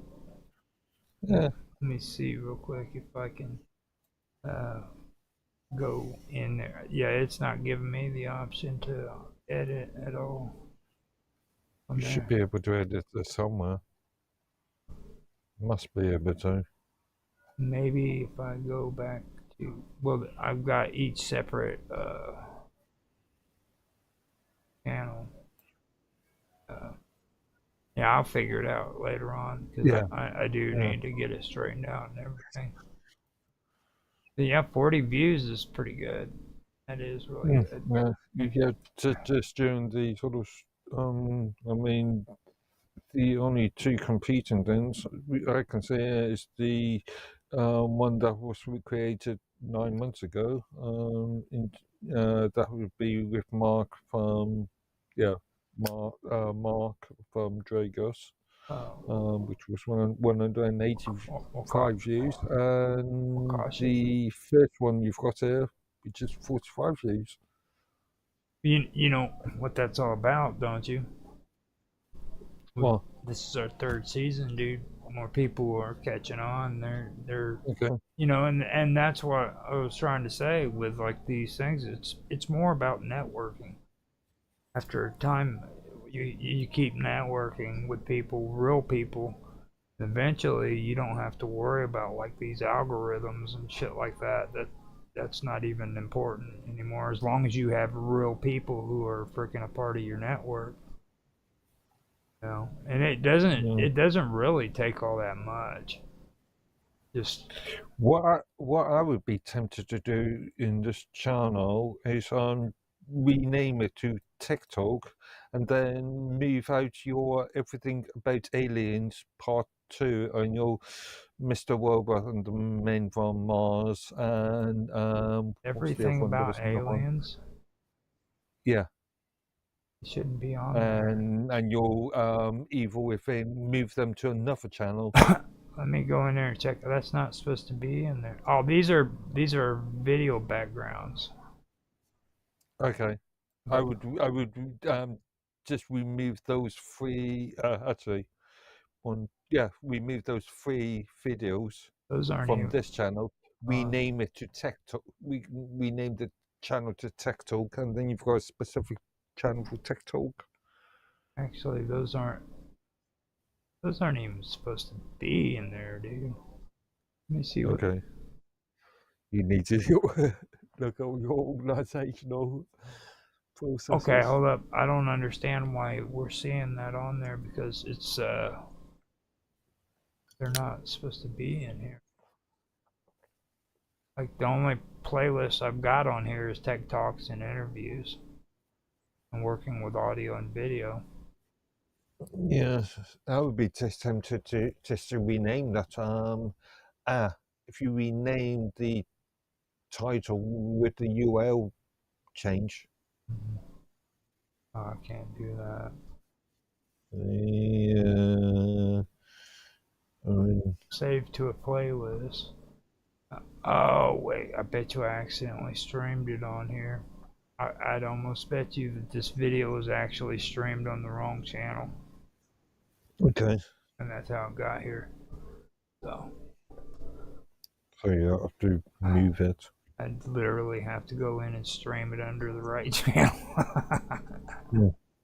Which I can do later on, once, because I've been going through and cleaning up the playlist and stuff, so that's something to keep in mind. I noticed, I think on your YouTube audio and video thing, you've got a lot of non-relevant, I wouldn't say irrelevant, but non-relevant content.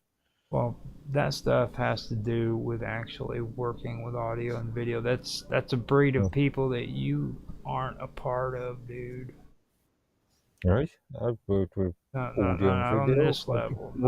Not on this level, dude. People make like 3-second videos of a computer-generated moon and like 50 people watch it. You know what I'm saying? It's like no audio, no nothing, just them creating a moon that's turning in a 360-degree angle, and everybody loves it. You know what I mean? It's like, or how to frickin', just how to make a space station or stuff like that. They take these little bitty clips that are maybe 10 seconds long and they post it up so that everybody can watch it. So it's not going to make sense. Just like I would be tempted to copy, create a couple of new channels and copy your content over to those channels, so it's more organized. So you've got a Tech Talk channel. Those are the people. You've got a Live with Roger channel. Those are the people who like our show, dude. Like, there's a lot of people who have freaking do those Blender tutorials with who actually like our shows, dude. They watch it and shit. You can put on both channels. I'm telling you, man. But at least you've got a channel specifically for TikTok. I am not ever again creating another channel, dude. Ever again. It just makes more sense more logical sense from a viewership point of view. Well, I mean, it is if you're not the one just starting a channel and having to watch it grow. Like this stuff takes forever. And it's like when you turn around and you create another channel, you have to commit to that shit. You know what I mean? I hate freaking committing to freaking channels, dude. Like, but if I'm just an average viewer that just wants to look at your Tech Talk content, I've got a playlist for him. Yeah, but if I just wanted to go to one episode on that. Now on Rumble, I don't have all that on Rumble. Rumble doesn't have the computer graphics and stuff like that, and I kept that out of there. I'm looking at the Rumble's thing at the moment. Also your channel banner. that needs improvement. This is so funny, dude. Well, it's got a Facebook logo on one side, you've got a YouTube logo on the other side, and what looks like an Easter egg or something with really faded text. Yep. So now I'm gonna go ahead and quit streaming the rest of the channel so that you don't make a. Because I finally finished Rumble. And the Okay. rest of them, I did not start D-Live. I cannot believe I did that. I should. All I had to do was scroll up and hit start. It would have started. I didn't do it. So. Well, at the very least, just remove that I from the title. Yeah, I need to do that. At the very least. I'm gonna save everything in the beginning and this part right here because this is gonna be like the after show and the behind the scenes stuff.